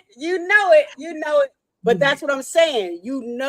For sure, because who would go through all the trouble? Why would you go through all the trouble to do all this to a people, punch down on them for all of these centuries and all of this, try to keep them away from specific type of knowledge and all of this? There's a reason that you're doing that to them, that group of people. I'm sorry. Do you guys know that they have conferences that we're not invited to study melanin? Yeah. The technology in melanin. Do you know, when each one of you beautiful queens give birth, if you don't keep your placenta, do you know how much they can sell that for in the black market? Yeah. Come on. We got to be careful too, because a lot of us that are going missing and all that, that's why they need our organs and our melanin, because they use the melanin to coat the space rockets and all that stuff they send to space, because the melanin can absorb the light. So when it's in space, it's a conductor, right? So it helps the spacecraft to stay cool, and it helps the spacecraft to do all the things it needs to do. It's even deeper than that. This is how they do the research and studies for quantum, for science. You know what I mean? Melanin. Like, oh my. Oof. We'll get there. We're on our way. I could say more, but we don't want the show to be turned off. And they will turn it off. They will turn it off. That's why I left Antarctica where we left it. Yeah. And just know that there's more out there, because I can't, you know what I'm saying? Like, come on, y'all. I want to do right now, because this is a great segue to this, E. Let's segue this real quick before we get to the rest of the questions and comments. Yeah. Let's talk about the Knowledge is Love tribe that you have. Oh, thank you. So go ahead and talk about the tribe. Well, first of all, I'll say I'm a part of the tribe. I love the tribe, but I'm gonna let you talk about the tribe, and then I'll say a little bit about it. But I put this up so that people could get the name. It's called the Knowledge is Love Tribe Community. Yes. And Big E's going to talk about it, and we'll have a link. I'll put the link in the description after the show. Yeah. So thank you so much. And thank you for being a part of it and being an active contributing member and hosting and leading different monthly meetings. We meet twice a month. This was an extension from my podcast. I want you guys to know, when I tell you in the universe there are no accidents, you need to know with Eric Taylor, a Virgo Sun, Cap Moon, Scorpio Rising, there's no accidents that come from me and what's birthed from my cranium and my heart and my soul. Knowledge is Love is something that I created in the 90s, because I used to say, and I came up with these E-isms. And one of them is that, right, crying, tears, when you cry your tears, they cleanse the soul. Knowledge is love, because if you ever have to guess, assume, or believe, you can do that wrong. Therefore, for the people that you love and know, right, you keep them in the know, right? Queen Bee don't have to guess that I got love for her. I show her in action. Love is an action. It's a verb, right? It's action. Yep. My wife, Alana, she don't have to guess that I'm dedicated to and I love her, right? So knowledge is love. My audience knows I tell you I love you, but I give you knowledge. And I tell you if I'm wrong or if I don't know something. I say, oh, that's a deeper subject. I haven't mastered it yet. So once I learn more about it, then I can teach it and share it, right? I'm humble enough to let you know, right? I haven't mastered zodiacal releasing in astrology yet. I know about it. I can give you some insights and tips, but I don't teach it because I haven't mastered it yet. Okay? I'm not out here spitting lies on the internet. I don't do that. Right. You know, so just know Knowledge is Love is real. So from the podcast came this tribe, and my wife and I wanted to create a space where we can build real community over the internet. We meet twice a month via Zoom, but we have a backdoor platform that's like a Facebook. It's called Buddy Boss, where we went, we started off rambunctious with 19, 20 groups. Well, wifey cleaned it up. We're down to 6 groups now. And then she's just started a high frequency entrepreneurs, which you can go follow on Facebook. And that's going to be part of her new business branding, where she can help you to brand your business, right? Alana is very humble, but she, has a college degree in business organization. And she also, is really a very creative artist, was deeply connected to fashion and graphics and all this stuff. Her Pisces Mercury, you'll see it in my book coming soon. She's a real artist. She's very creative, right? And the book will be coming out end of September, early October, Star Signs and Rhyme Lines, where we kind of blended hip hop culture with astrology. Very connected.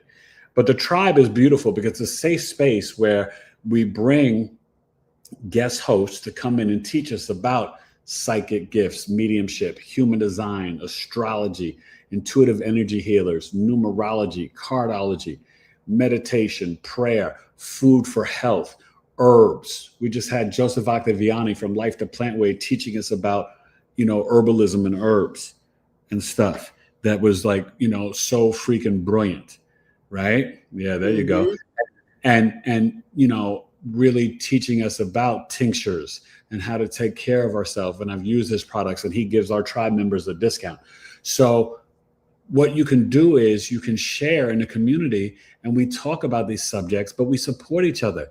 I want people to promote their businesses. I want people to say, hey, I started a podcast, and everybody come and subscribe and follow, right? You should not be in these streets alone when you've got a spiritual community that really loves and cares and supports you. And so, it's like, each one teach one, support and love one another. And that's what this tribe is about. But the knowledge, the love, Queen will tell you, we cry in our tribe meetings. We pray for one another. People, get married, have kids, lose, loved ones. They're going through sicknesses and illnesses. Like God had, give you an example, God had put it on my heart to reach out to a tribe member who hadn't been there in a few months, but they were still paid and coming and watching stuff on the replay. But I was just like, no, I need to email this young lady and say, hey, come back to this tribe meeting. You may get benefits from Life to Plant Way, Joseph Octaviani. Sure enough, I knew what he was teaching, but I didn't know what he was presenting. But it coincided, no accidents, with a health issue that this young lady in our tribe was going through. And then Joseph was talking about cysts and tumors and inflammation in the body and making herbal tinctures to help heal that. And she came and she was literally in tears because it was so beautiful, you guys. Like, this is the type of stuff that we share and knowledge. And so for $23 a month, it's so cheap. It will be going up soon. So join now. $23 a month. And the next tribe meeting is this Friday, which will be hosted by Eric Taylor, Big E Astrology. Because of me being here with Queen Bee, you see all the stuff that's going on astrologically. Well, I'm going to be giving you personal breakdowns, talking about the Aquarius North Node, Leo South Node, the Aquarius full moon coming up on the 29th, and all these energies, so you can understand based on your personal birth chart. That's this Friday, the 24th at 7 p.m. Eastern. $23 a month, you get discounts on services. You're in the tribe for a year, you get half off of a major birth chart service, either natal birth chart, solar return, second in progression, or the unconscious soul chart. I'm running a summer sale that goes until Friday night at midnight, right? Where you can meet with me, birth chart via Zoom for $200 down from $250, or an MP3 audio chart reading from $150, right? Summer birth chart sale down to $125.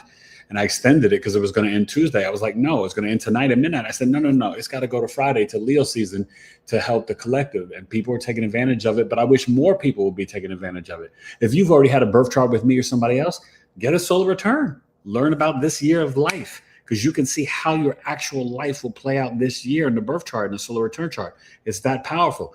Second day progression. It connects to the book of Genesis. 1 day equals 1 year. So if you're 40 years old, and you were born July 1st, you go 40 days after July 1st. That takes you from a Cancer to Leo.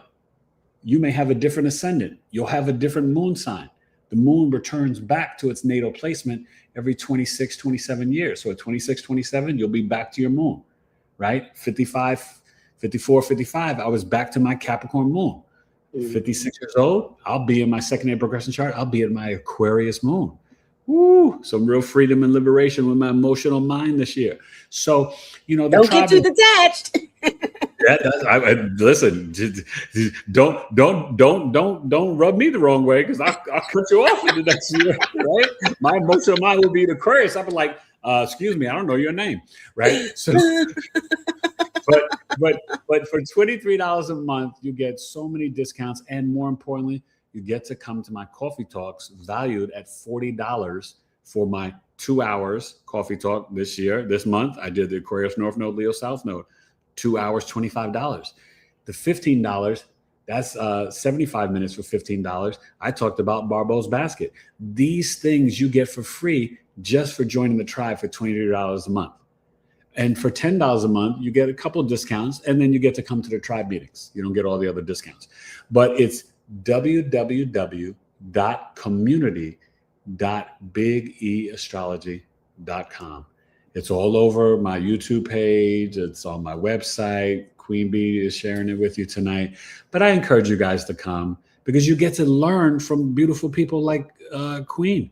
Queen Bee drops so much knowledge. I think she's hosted 2 or 3 meetings now, right? This will be, I think, my 3rd time hosting, but we, August 7th, August tribe meeting, Oh my God, we got Victoria Richardson coming for her second time. She's going to be breaking down the Jupiter Leo coinciding with the human design prophecy of vibrating from the heart chakra, a combo platter with Colby and Psych K, really getting you guys to integrate how to be vibrating and be aligned with your own personal energy. The Rapid Renegade, Victoria Richardson, August 21st, that Friday night. Alana Taylor is going to be preparing you for autumn and winter and talking about the different herbs and ingredients and making different, not just tinctures, but making different things with honey and garlic and ginger. So that way you can take care of your kids and yourself this winter when you get a little sniffly or a little flu or cold, that you're using natural herbs, because she's all about everything organic and vegan and natural to heal your body.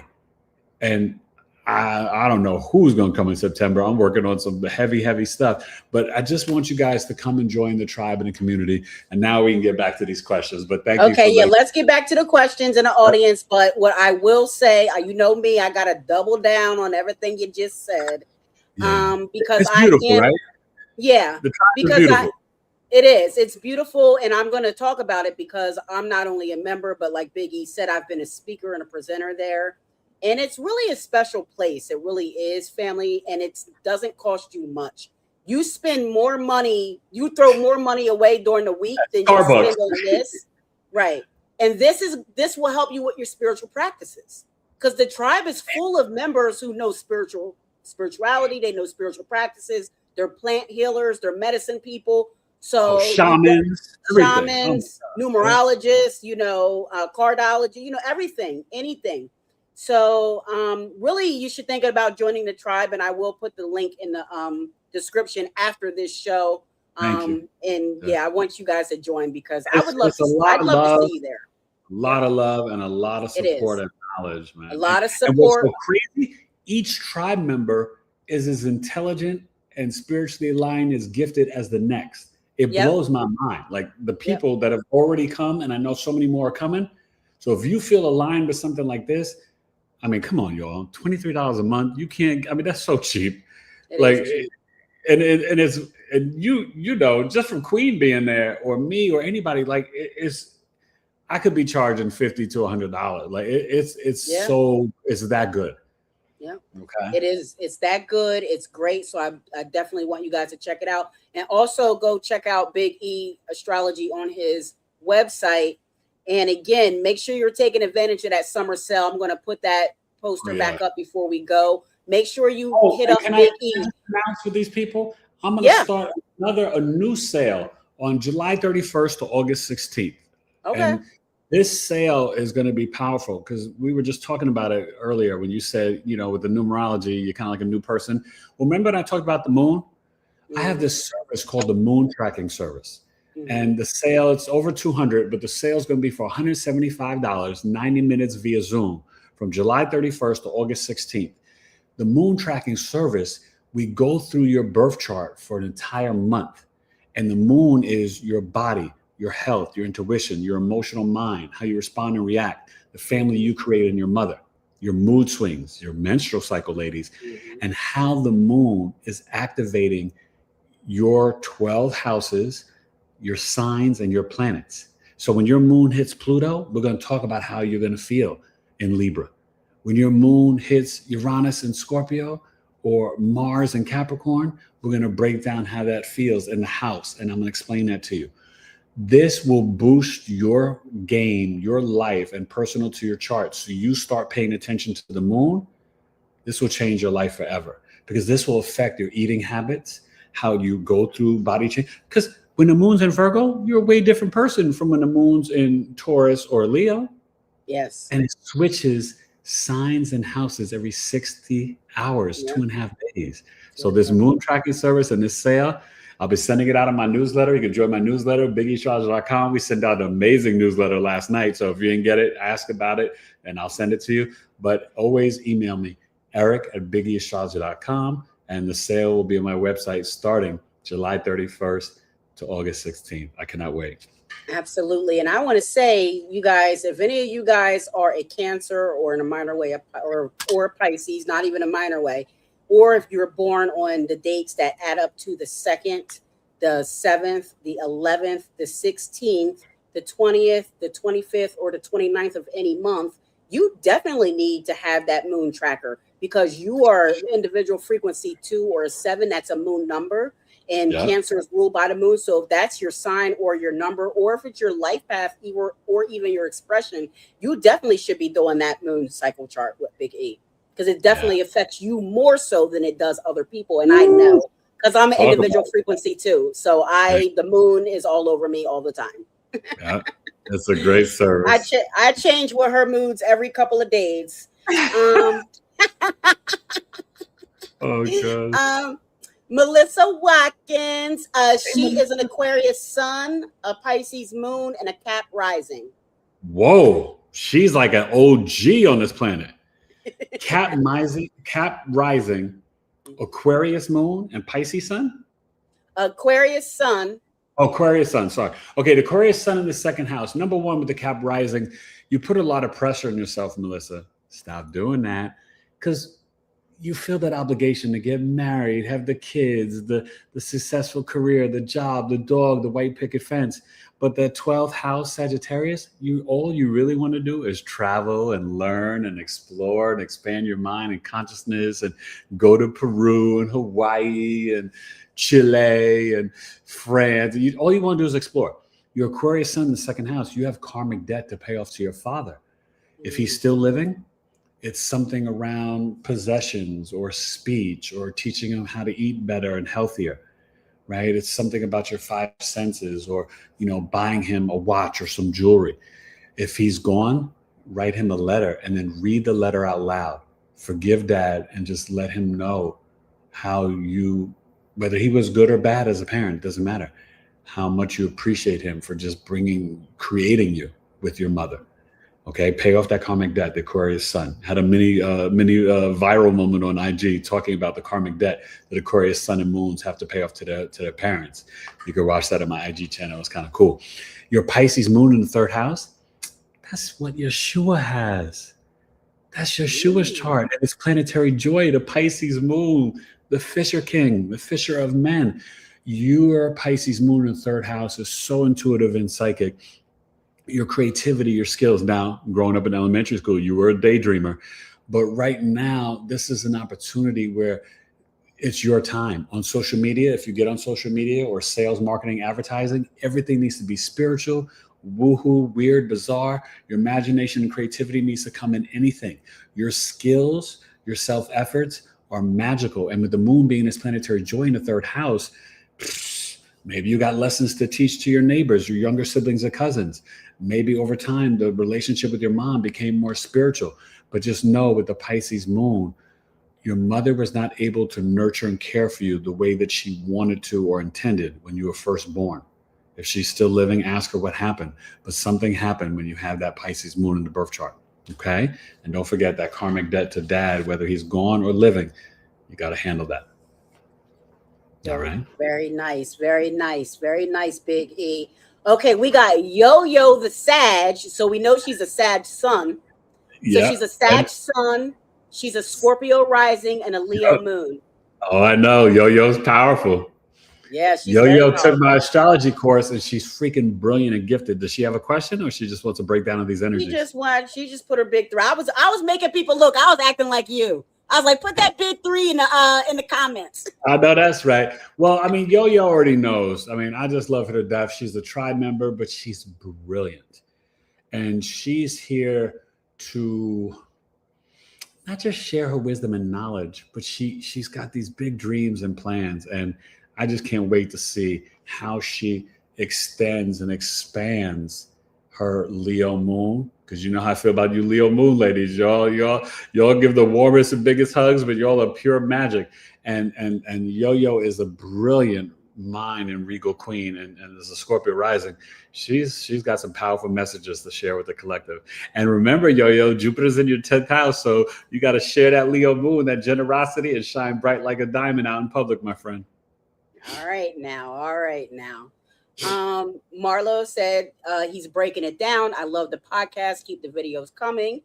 Thank you. Thank you, sister. That's my sister. Marlo? Okay. Mm-hmm. Alana said, good evening, beautiful souls and fellow New Age builders. Peace to you, Queen. Of course, peace to Queen Teresa. She's piecing us up. And then Hey, this one, yay, Teresa. This one might be for me. This is Shan Flame 2017. Her mother's birthday is January 31st. Can you tell me her reading? Big E, I don't know if you want to take this or you want me to take it.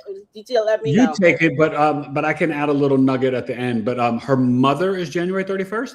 Yes. Okay, but you go ahead. Yeah. Her mother's January 31st. So January 31st, that's going to be an Aquarius 4 person. You are heirs. Your mother is an air sign with an air number.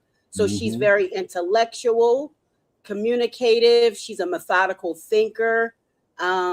She is practical, and she can overthink. So with this birthday, she can be someone that overthinks things and kind of gets stuck and doesn't move. So this is what I would call an amplified archetype. Got that double air energy, so you can really get static in your head. And what you need to do, what your mom needs to do, is infuse some other elements into her spiritual practices, like some fire, earth, and water. I would do all three since she's double air. Okay. And yeah, basically that's it. Let me see. 1 + 4 is 5. She is in a 6th personal year this year. That means she is an outside. She's dealing with home, family, her responsibilities. She's probably trying to improve herself in some way this year. She's probably trying to do some home improvements, or maybe she's going to go take a course or take a class, a cooking class, something to improve herself. And that's what her 6th personal year. But she's going to be dealing with home, family, and people are going to be coming to her for counsel. So you might even been going to her for counsel. And she's going to be she should be that nurturing ear that people can lean on in this year. And that's all I got to say about that one, Vicky. What you got to add? So if she's the 31st, her sun's probably at 10 degrees, could be 11 degrees. So she's an Aquarius Gemini deacon. So she has a youthful energy to her, even though sometimes with Aquarius ladies, they can be kind of tough, hardcore cookies. With that second deacon, she could be a little funny and whimsical. Her mind is super duper quick. Hopefully she paid off karmic debt to her dad. You let your mother know. If she didn't, tell her Big E said, hey, mom, write a letter to your father in heaven. With Aquarius North Node and Pluto there, she also needs to be doing some sort of intermittent fasting, fruit fast, parasite cleanse. Highly recommend that. We should all be doing that, especially as Americans.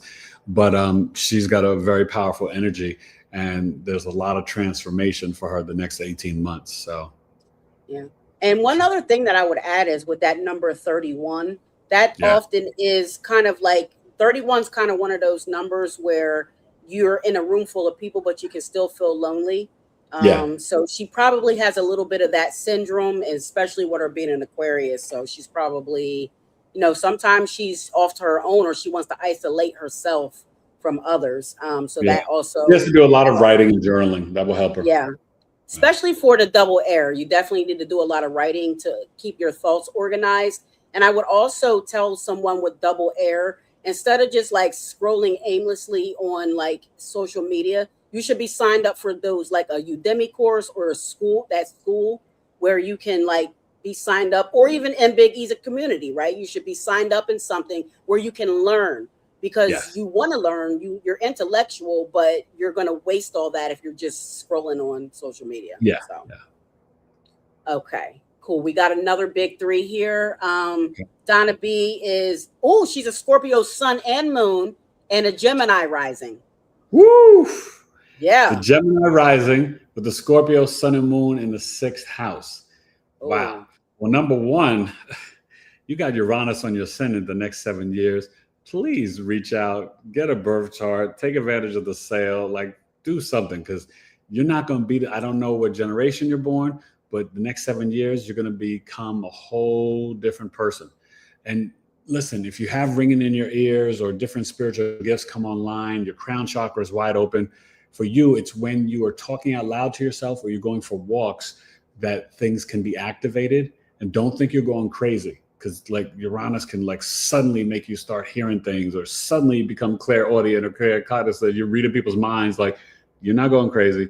Uranus is that powerful on the ascendant, especially in Gemini. Scorpio, sun and moon in the 6th house. The moon here is a little bit challenging in terms of with your work and health and daily routine. Definitely make sure you're getting enough water. If you're over 35, change up if you aren't already doing this. First thing in the morning, cup of hot water. Maybe you put a pinch of Celtic sea salt or cayenne pepper. That cleanses small and large intestine. Second thing, this is all before you eat or any tea or coffee. Second thing, cup of hot lemon water. If you like, my wifey and I do it, you can put in essential oils like peppermint or eucalyptus. We haven't had mosquito bites in 4.5 years, thank you God, or thank you Alana, right? Because the goddess takes care of me and puts in the hot lemon water, that cleanses your liver, keeps you young. Then you could have tea, coffee, and not too much coffee, because I've just been doing more research and learning. Coffee affects the women more negatively than the men. The acid can throw off your hormonal balance too. So just be mindful of that.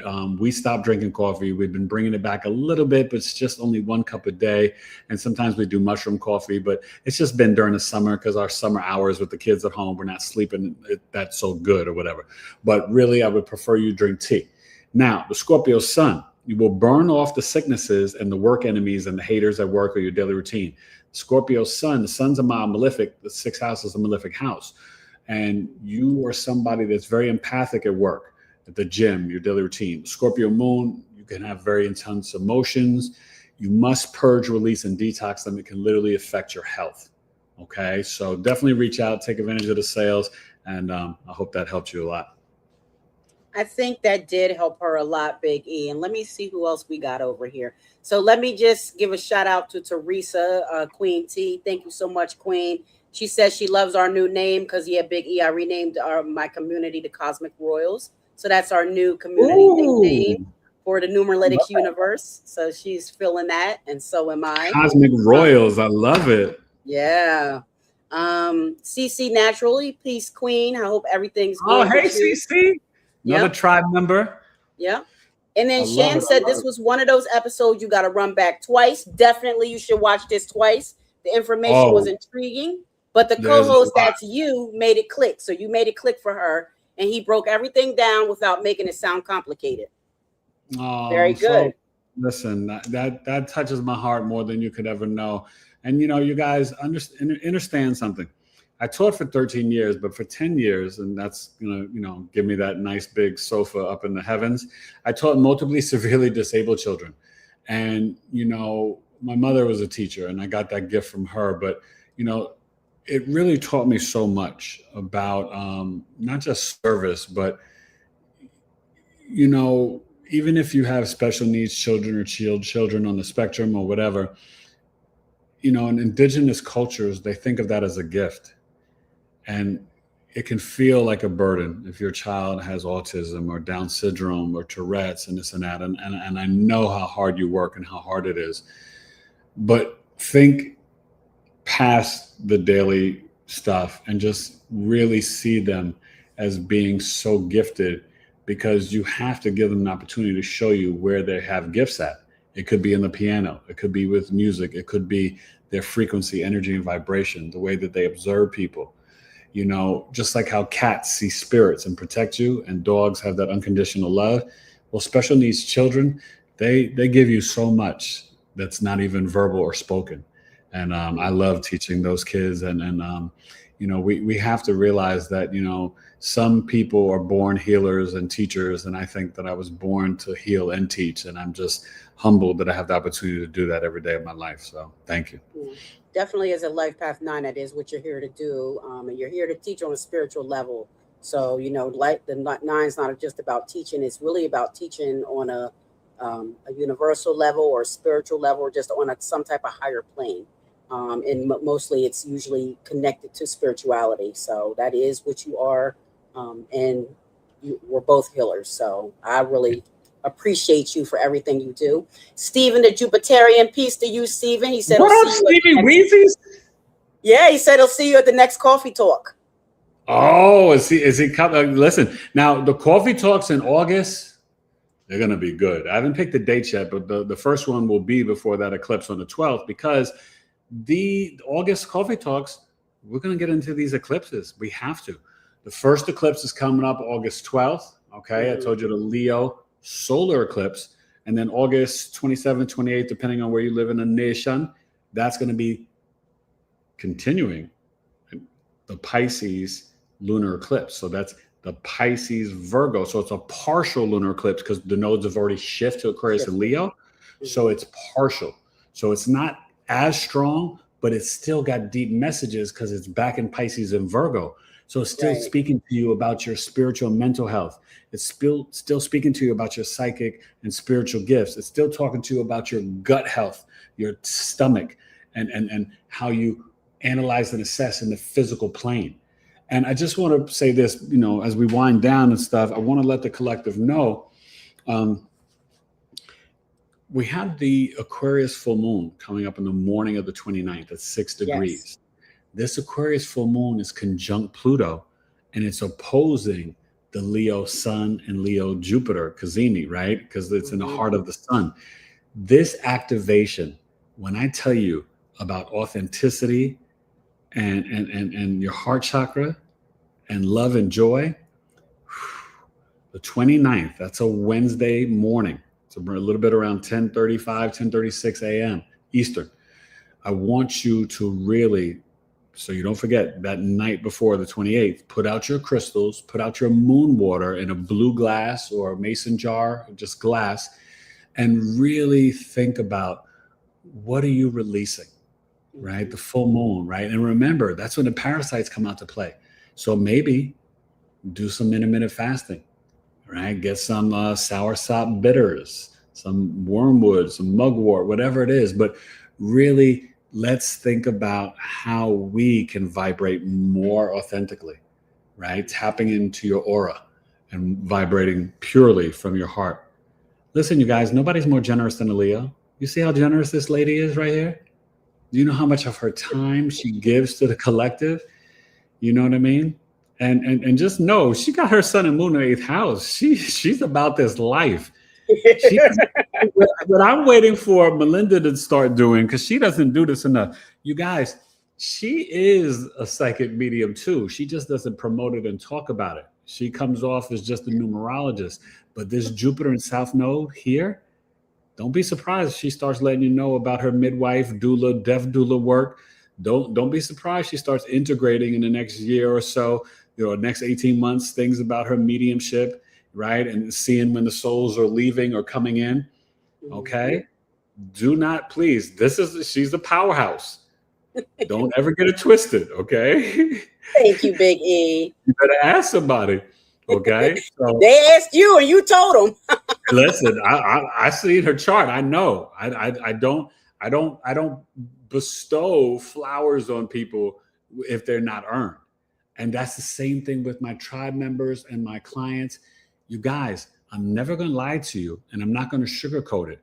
But yes, as a Virgo sun, Cap moon, Scorpio rising, and my spiritual gifts have increased so much since I came back from 40 days in coma. I will point out and show you who you are on a level that you've never seen before and that you've never been seen. I see you. Okay? Scorpio risings, you come to me, you're naked. I see it all. In the chart and energetically. Okay? Nobody's hiding. Don't forget he got that Virgo sun too. So he ain't nothing getting past him. Nobody's hiding from me, Queen. Nobody's safe. But I come with love, okay? Yes, I come with love, and I'm going to boost you up to be the best version of yourself. Because listen, you don't got no time to waste. Really. And the wait time been flying. Oh, my God. So any other questions? I'm loving the people, man. I'm loving let's do a couple more. So Steven put his up. He's a Pisces sun, Sag moon, and a Sag rising. Yes, he is. That's why he's the Jupiterian. He's a Jupiterian. So he's going to have a big activation here with Jupiter and Leo. So get ready for your confidence and your leadership skills. This is where Steven this year, he's going to be sharing more from, his imagination and creativity and his heart chakra. You know what I mean? He's got to teach more about his tarot gifts and maybe even create his own tarot set and his own tarot cards or oracle cards, the Jupiterian card set, of tarot cards, because he's very artistic and creative, and he's got Neptune and Saturn in his 5th house. So as long as you're putting in the discipline and hard work, Stephen, you can, and if you need help, reach out to high frequency entrepreneurs and Alana to help you design your tarot deck. That's what this is all about. And you should come back and join the tribe. You already know, you know what I'm saying? But this is what it's all about, Well, also I got to get with wifey, because I got to get her on Cultural Reflections in August. Yes. For high frequency entrepreneurs. Oh, she's ready. Yeah. I know she is. I'm going to get with her. So CC Naturally is asking about gematria. It's a form of numerology, if you will. It's an ancient alphanumeric system that basically, like numerology, assigns numbers to letters, and it's particularly based in Hebrew culture, right? And they have website decoders you can go to. Just put in gematria. They have calculators, so you can just go online and type in gematria, but that's how you can start to decode these stories on the news and this and that, right? Everything is coded in gematria. I mean, that's the language of this universe that they use. The power people, they send messages to one another that when they orchestrate these events through the coding. Right. I'm not going to say too much more about that, but it's those free ma sons, the mother's son. You did that so eloquently. Tranquil Moon did peace to you, Queen. The Soul Car Studio said peace and love to Big E. She is the fixed queen. She's a Taurus sun. Oh, that's our friend Portia. Yep. That's our friend. Yep. Yep. And Portia is no joke. And she's presented twice at the tribe meeting. And when I tell you she's so freaking brilliant and amazing, she did one session on crypto and another on cardology. And she's just filled with a plethora of knowledge. I've had her, Melinda, and Nick on for their new podcast, Dreams, Dollars, and Destiny podcast. Go subscribe and watch that. The three of them together. I just love looking at them, let alone the knowledge that they come up with, because it's beautiful. Okay. It's beautiful. So keep doing what y'all do. I appreciate it. Right. Thank you so much, E. We appreciate you a lot and everything that you do for everybody. Let's just do a couple more, because it's getting late, and I know Big E's been on here for a while. But I want to get my girl Eden Gardenov. She is a Capricorn sun, a Capricorn moon, and a Libra rising. Oh, wait. You know Eden?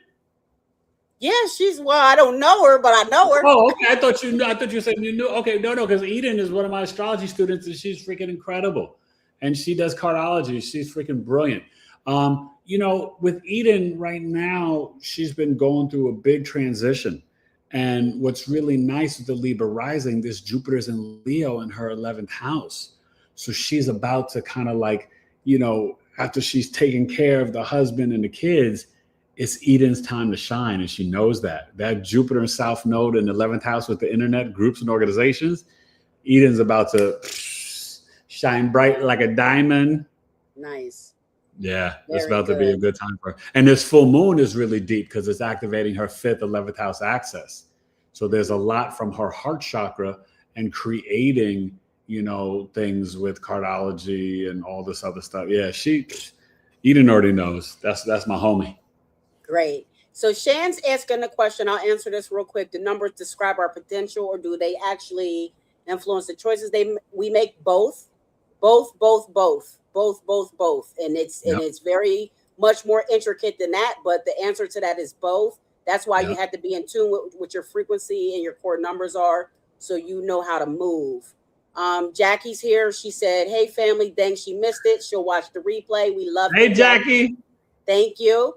Jackie Washington's in the house. That's right. Alana, Jackie Washington. We're crazy. Alana said, yes, the new currency is collaboration and community. I love the way that sounds. Go ahead, wifey. Yeah. Go ahead, high frequency entrepreneur. No, but think about that. What she said is so gold, right? Yeah. It is the new currency. And guess what, you guys? When money and everything shifts, and I don't know if it's 2030, but I will say this. The real new currency is going to be your energy, frequency, and vibration. That's going to determine your wealth. How is your energy and your soul and your heart vibrating? That's going to be the golden ratio and the golden days. Ooh, I can't wait. So Steven said he's going to join the tribe again. And Jackie said that's why we love the tribe family. That's right. That's right. And Alana said she is thankful for hearts of our tribe members. Yep. And let's see. Do we have any other big three real quick? I think that's it. Let's read this because Shan said, y'all ain't do a reading. Y'all pulled my mom's whole spiritual credit report. January 31st was dead on. So I guess we did a good job. Okay, so we did it justice. Yeah. We did it justice. Just know, like she's gonna be good. But definitely encourage her. If her pops has passed away, escribe that letter. Forgiveness. Always remember, you guys, even for the people that have wronged us, since 2020, I've dealt with so much betrayal. I've forgiven them all. Yeah. But that doesn't mean they get access to you. Exactly. It just means you forgive them. That lightens your load in your heart. I don't sit around thinking about that stuff. Right. They did me wrong. That was their choice. Bingo, that's it. But I've forgiven them. Even if you have been raised by terrible parents and grandparents, you got to forgive them. And let me say this, until you know that all their numerology and see their birth chart, you don't know what the heck they went through. So you have to have compassion, empathy, grace, and mercy. You know, we really got to start to see each other spiritually. These meat suits, I mean, come on. Queen Bee last life, she could have been an Indonesian girl. 2 lives ago, a Russian man. I could have been an Irish girl, a Korean fella. You know what I'm saying? We have no idea. So we got to get out of what they try to create. They are literally at this moment in time trying to create a race war. Yeah, they are. They're doing a good job, but we can't fall into it. Yeah. They're doing a good job. I'll say that. But they are. They're damn good at it. They got a lot of practice. They are tempting. They are tempting fate, but we can't play into that. That is low vibrational energy, and we have to understand that even though we don't see it, they're manipulating these events to do that. That's all I'm going to say about that. If you know, you know. That doesn't mean we don't still feel sorrow or sadness. It doesn't mean that we don't have RIPs and GoFundMes. Right. You know what I'm saying? But understand that pure evil is 24/7, 365. It takes no days off. Not one day off. Please hear me. Okay? So that's how you got to be with love. No days off. That's right. Get in that mirror and tell yourself how amazing you are. I don't want to hear, especially, listen, all my Virgo Sun Moon Risings out there, Jackie and all you other Virgo, but everybody, I don't want to hear any negative self-talk. You're too important. Your mission, your assignment is too powerful and important. You have awakened this lifetime. As I told you, you're the manifestation and the prayers of all your ancestors. You are here now. So don't ever doubt or have limiting beliefs of yourself. You are spiritual giants. You already have all the wealth and abundance. I am already healed. My ankle's healed. My vision is healed. My lower back and my elbow are healed. You have to see yourself in that light of ascension. Yeah. Okay? Yeah. And we don't gain all this knowledge, and this is going to go back to the tribe, and Queen knows this. We don't gain all this knowledge to just have it for ourselves. We got to pour it to our own children. Queen's daughter, my 4 sons, all your kids, you got to start to teach this to them. Even if they fight it and deny it, you still drop the jewels and the nuggets. You have to. It's your job, your obligation. We have to teach the next generation, and that's one of the groups in the tribe. We take this very serious. These young souls, they are our teachers. We are their guidance. They need guidance. We are to guide them. Yeah, and we can't leave them unprepared. If we don't teach them these nuggets and say these things to them, then we're not preparing them for what they're about to embark on.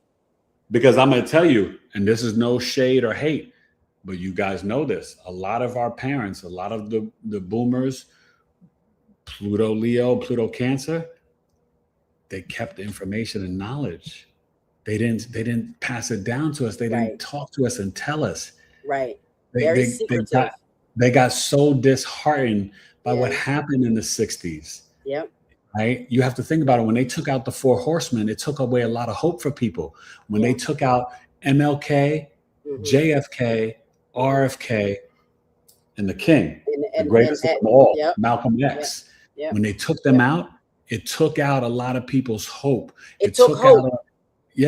And listen, and don't get me wrong, I'm pointing out those 4 because they had more limelight. That doesn't negate the kings of Bobby Seale, Fred Hampton, and Huey P. Newton.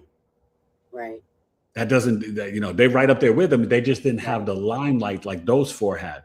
Right. But I want you to understand, like, that could be the Magnificent 7 right there. And there's many others, but the way they stood out, the way they sacrificed, you have to understand, can you imagine waking up every day, doing what you do, and you're in your late 20s, 30s, early 40s, as these men were. Some of them didn't even make it to 40, 45, right? That's a whole nother ritual thing I don't want to talk about.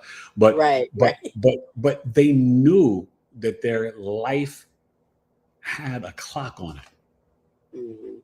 Those men didn't think about being 70 or 80. They knew it wasn't happening. Come on now. Would you still do, you know what I mean? Would you still do all that they did if you knew that you were going to be taken out? That is the ultimate sacrifice. So you better really think about who those gentlemen were and really think about, come on, Fred. Why did they think they took out Fred Hampton so early?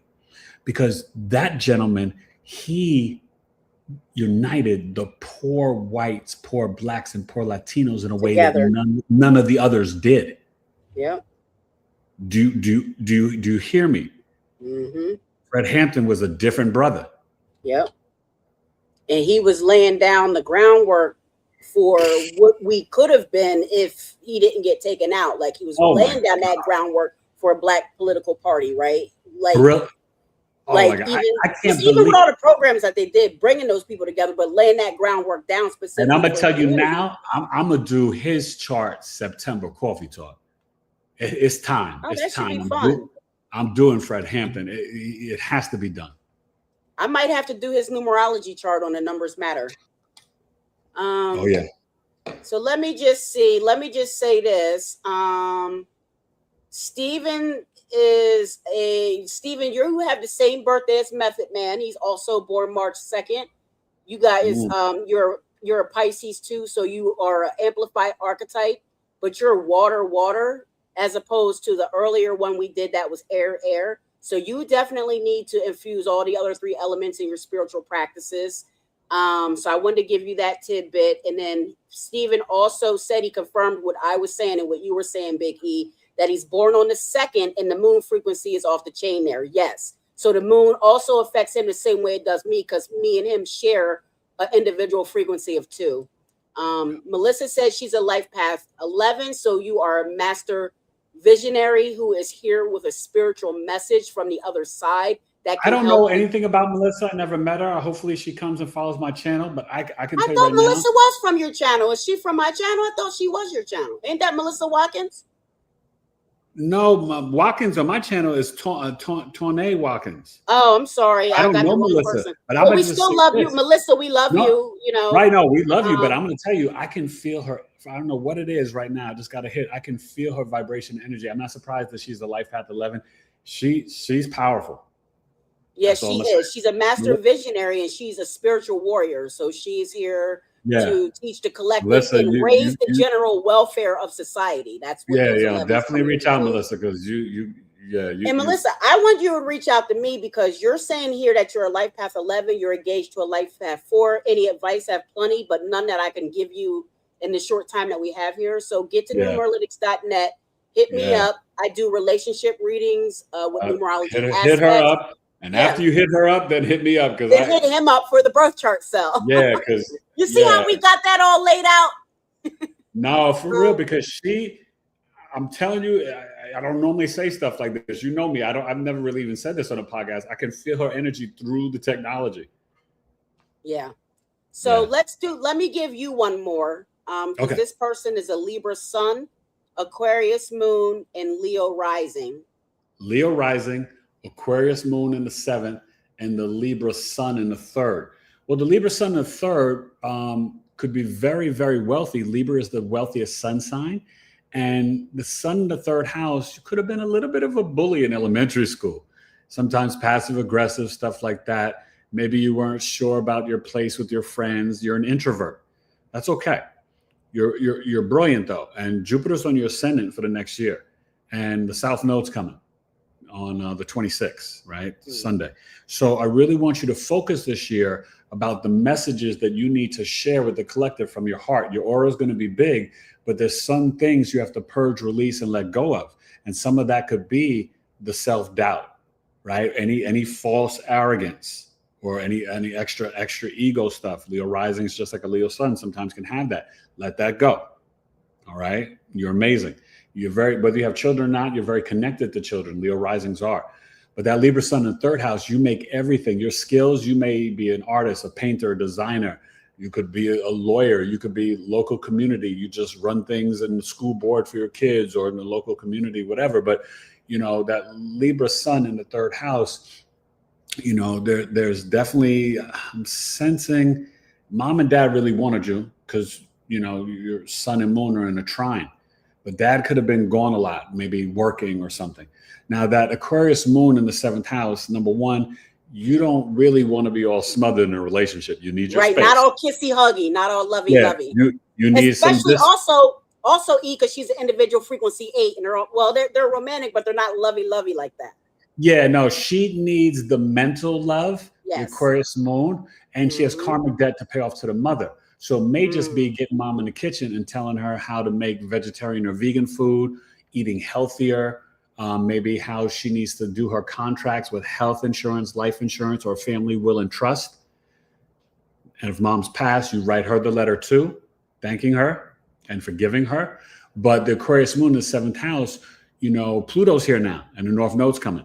So when I tell you, if you got any bad habits, put down the soda, any cigarettes, ODing on meat. I don't judge anybody that eats meat, but if you do, it takes 2.5 days to properly digest. So space that out. And right now you got to get a parasite cleanse working, but increase the fruits. Also in the seventh house right now, if you're into this stuff and you're here, you in the marketplace, you could be right where we barter and trade, sales, seventh house, you and that's fame.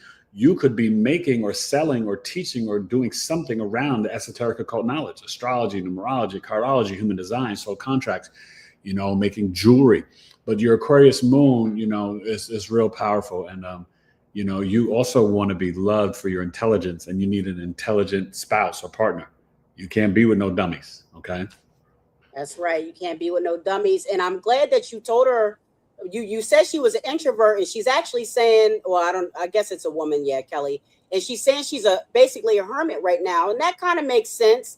Also, because you're an individual frequency 8, and 8s are often misunderstood. And sometimes individual frequency 8s have to step away. When's her birthday? She's September 26th. Oh, isn't that Will Smith's birthday, I think? Oh, I don't know when his birthday is. Yeah, he's around there. I gotta look that up. I think he's the 26th, somewhere around there. But okay. So she's September. Yeah. So that's the Libra deacon. So she's the introvert and can be the hermit, but she's also very much in her head and communication. Make sure you're writing and journaling. Get that stuff out. Don't keep it in there. That'll make you crazy and lonely. Write it out. She does have to write it out. Also because of her astronumeric descriptor, because she is one of those. She's a air sign. She's a air sign with an Earth number. So that's a dynamic alchemist, right? So they have it's opposing energy. Yeah, very brilliant, especially with that 8. 8s are the authority on things. They're the power, right? They're the focus. It's a mental number. So you definitely could be a lawyer, especially being a Libra 8. And also I'll just let you know, you're actually in a 9 personal year. So when E was saying, get rid of this, get rid of that, whatever it is that you need to get rid of is what you should be doing this year. You should be getting rid of that stuff and letting it go, and don't be bitter about it. Do it happily. Get rid of it happily. And then that way you're clearing the brush out so you can have a strong foundation for your next year, where you'll be in your 1 personal year, where it'll be time for you to create and start something new. Okay. See All what right, happens well, when you guys come to a podcast with Big E and Queen Bee? you got two life path nines. Like we gotta text each other and be like, okay, it's over now. Okay, it's over now. It's over now. No more helping. No more helping, right? But no, let me just read these real quick because these are the endings. Shan says she's convinced one of us is a calculator and the other is a psychic. Ain't no other explanation. That's true. We are both. Yeah, we're both of us are both of those things. If the numbers can reveal patterns and timings where the free will and personal responsibility fit in, at what point do our choices outweigh the numbers suggest? This is a great question. Great question. Well, we all have free will. Your free will and your personal responsibility always is the factor. That is you. Let me tell you something. You are the factor. You're sitting in the middle. You're the observer conscious. You're the conscious observer of this. So you're not your number. You have the energy of your number. Exactly. Numbers are energy. They're energy. Same with the planets. Energy, frequency, vibration. You can use them as guides. You can use them as, navigation tools and to understand yourself and to understand the things that are going on. Well, let me give her that example again. Just like I said earlier, in case you came late and missed it, right? The high vibrational Virgo will lift you up and support you to be the greatest version of yourself ever. Cheerleader, best friend, whatever you need. The low vibration of Virgo, I don't want to say this braggingly, but mentally, if I wanted to, right, a Virgo can literally rob a bank and nobody would know. We could mentally manipulate human beings in ways that you could never imagine. But it's the choice to work with your numbers or to work with your planets. You want to be on the high vibration because that karma of doing wrong and bad and evil, that karma could last in your lineage, your children. That's why I tell people, I don't play with astrology. I got 4 children. Right. And they're made out of love. So to me, I'm never going to do another human wrong because I don't want that to come to my children and my grandchildren. I got a future granddaughter coming for me. I've been waiting for her my whole life. Do you know what the responsibility is? I can only give you love and truth because I can't wait for my granddaughter. Right. So but you're right. It is. That's what it's about. And the patterns and the timing. Yeah, that's what the numbers reveal. It's up to you to choose how you're going to embrace that. And like integrate you said, you can do it on a higher level. You can do it on a lower level. But it's all about your choice. It's all about you. It's all about you. And whatever your choice is, you're going to have to take personal responsibility for your choices, no matter what the number is. Yeah. Okay. So you use this energy as guides and you use it to help you navigate and, to understand better. And Carl, Gratitude Spirit, said this was so worth staying up. What up, Carl? Grateful for you both. Now listen. Some of these people are definitely my people. Make sure y'all are hitting the subscribe button on Numeralytics. Yes. Get these numbers up. Hit the like button. And when the podcast is over in the next 63 seconds, because we got to talk a little bit more. Listen. But when it's over the next minute and a half, come back and leave a comment for Queen Bee in the comment section. So then other people can see this episode, y'all. Do you know?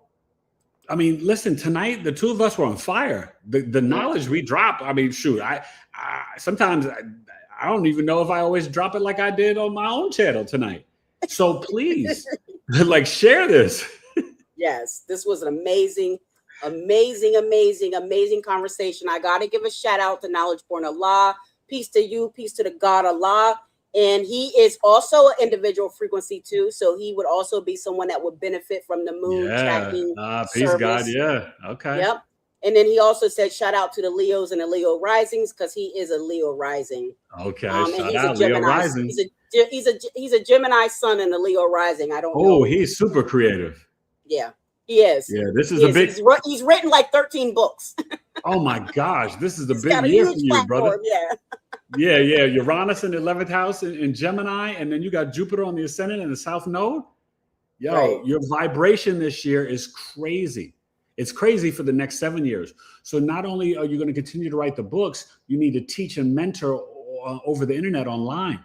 And your aura is super big. So just make sure everything's coming from the heart chakra this year.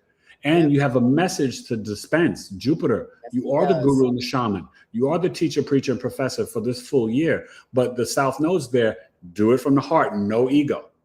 Yes, we all need ego. I'm not one of those spiritual people. Oh, the ego is bad. No. But I'm just saying, when you're sharing your wisdom and knowledge this year from your heart chakra, it's to benefit and bless others. And then the universe will also bestow that upon you. Right. Absolutely. Yep. Absolutely. So this has been amazing. I really want to thank you, Big E, for coming on, for blessing. You know what it is. Yeah, for blessing the Cosmic Royals with this knowledge. And I got to bring you back on. We got to think about something for, we might do something. I don't know. I mean, I know you have a lot going on, but, you know, we have. Oh, listen, I'm just on the bat phone. You call me and I'm here. You know what I'm saying? So if you need me back in August, I'm here. And listen, you guys got to come to my channel September 8th. Because me and her, Big E Astrology, just type that in on YouTube. Big E Astrology on YouTube. Because me and her, even if you don't like sports, it's so much fun to watch. We're going to be doing. Oh wait, what date are we doing it, E? You have a date? We September 8th. Oh Lord. Put it. I told you, put it in the calendar. September 8th, which is a Tuesday. September 8th. Okay. Probably 7 or 8 p.m. Eastern. We're going to be breaking down the 2026 NFL preview show. All right. Now, are you going to send me everything who you want me to break down? Of course I'll send you everything. You already know. But listen, I want them to know, even though we both know the matrix and the simulation and sports is this, and that, that is our vice that we love. I tell that to wifey all the time. Just like she may watch the Real Housewives of Beverly Hills or Atlanta, I have to watch my NFL. That's my one vice. I don't go to no strip clubs. I don't gamble. I'm not, all that other bad stuff. On Sundays, I watch football. Thursday and Monday night from September to the end of January. That's okay. And you love doing that's my one vice in the world, and I'm okay with it. Yeah. So come watch that September 8th. Before then, we may even get together another time. Like she said, I may come back here in August. But listen, I just thank you so much, Queen. This was so much fun. But I thank the audience, you guys. When you guys show up, whether it's here or my channel, and please subscribe to her channel. This woman. Just like wifey says on my channel, me and her both should have 1 million subscribers. Yeah. If it was based on truth, love, and knowledge, we should both have 1 million subscribers. Period. Yeah. Period. Yeah. This was such an incredible conversation, and I had a great time. I always have a great time when the life path nines converge, and I call it the convergence. I got to say one more knowledge for them, and I forgot to mention that this Aquarius full moon is at 6 degrees. That's a Virgo degree. So you got to really realize what's being illuminated, right? This Aquarius energy with the Pluto, it's letting you know, and it's a Virgo degree. You got to take care of your gut health. Yeah. And remember, it's not just the foods and the drinks. It's also the energy that you bring in through your music. This is also turning off the technology, unplugging the internet, keeping your crystals with you in your purse, ladies, or in your bed at night under the pillow. Look at the 12th house sign. Google the sign and get the crystals and put them in your bed. Yeah. The Virgo 6 degrees, this is also, yes, it's time for the parasite cleanse, the bitters, the pre and probiotics. Come on now. Yeah. We got to get right. You don't know what's coming between 26 and 30. Get yourself healthy. Start going for walks. Do a little jogging. That's right. All right. That's right. Listen now I can say goodbye. I had to give you those little extra jewels. It just hit me. 6 degrees. That's me, Virgo, baby. Yeah. You guys got to be on point with it. Be on point with it. This was really an incredible time. I had a great time. I know the Cosmic Royals had a great time. I got them up late. They're here. I really appreciate everyone from the tribe that was in the audience tonight. I want to thank you guys for participating. And make sure Friday night. I love you guys. Yeah, and make sure that you guys hit Big E up for his summer sale. He is doing his summer sale, and he's going to have a new one. So just get in tune with his channel, and you'll see everything he's got going on. Or if you have any questions, of course, you can ask me. I'll connect you to him. Okay, but make sure you take advantage of this. You can do this or get a moon tracking chart. Make sure you head over to the Knowledge is Love community at community/bigeastrology.com. I will community put community dot bigeastrology.com. And I'm going to make sure I get those things into the description so they can just click on them. Yes, please. Okay. Thank you. So they can just click on them. And this really has been an amazing show. And I just want to thank you so much. You know, I love you and the wife and everybody. You know, it's love mutual. you guys so much.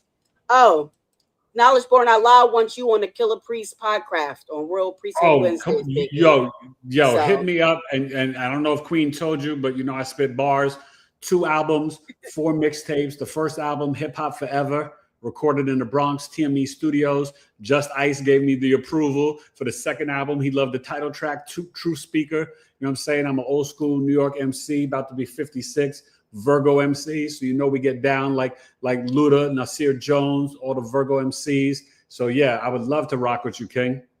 Yep, that'll be an amazing show, and I will be in the front row seat when that happens, and I can't wait for that. And we want to thank you too, Eden. And I want to thank Big E and the Taylor family for everything that they do for the community. And right now, guys, we're going to get out of here. We've been here for 2 hours. There was a lot of information in this show. Make sure you go back and rewatch it. Get with Big E. Oh, wait, one last message, because this is how. See, that's that Life Path 9. Go ahead. No, you know what it is? It's about health, but it's also about my queen. Sabale Pure, wifey is kind of taking a break and focusing on the high frequency entrepreneurs.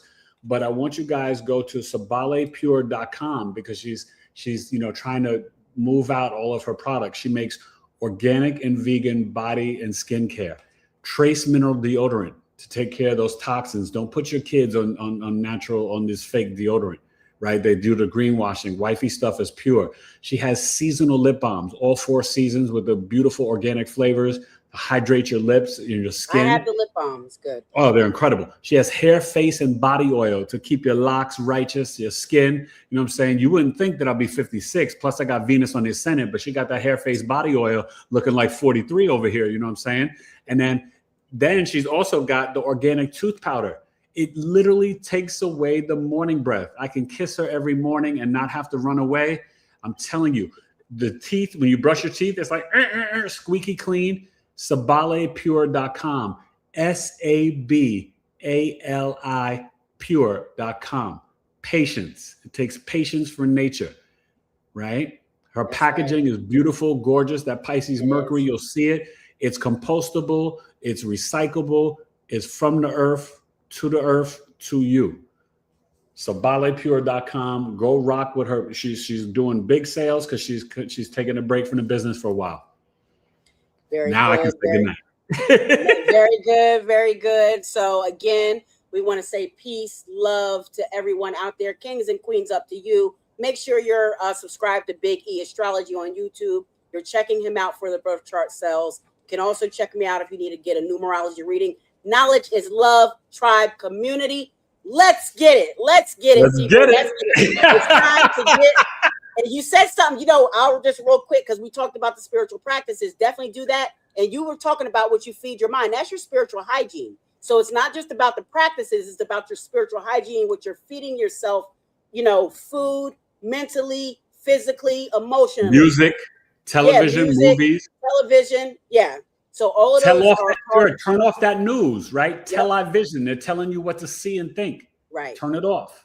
Right. So those are your spiritual hygiene and do your spiritual practices. And we love you. We thank you for being here. And we are out. We will see you next time. Also, for you Cosmic Royals, make sure you're tuned in tomorrow on Wednesday at noon. I have Numeralytics under 7 minutes coming out. We're doing a breakdown on the love frequency. We talked about love a lot. So I'm breaking down a love frequency tomorrow at noon. And then tomorrow evening at 6 p.m., we have the weekly forecast for the last numerology week of July, which is the hottest, most cosmic week of July. So get ready. Peace, love. Make sure you're subscribed. We're out.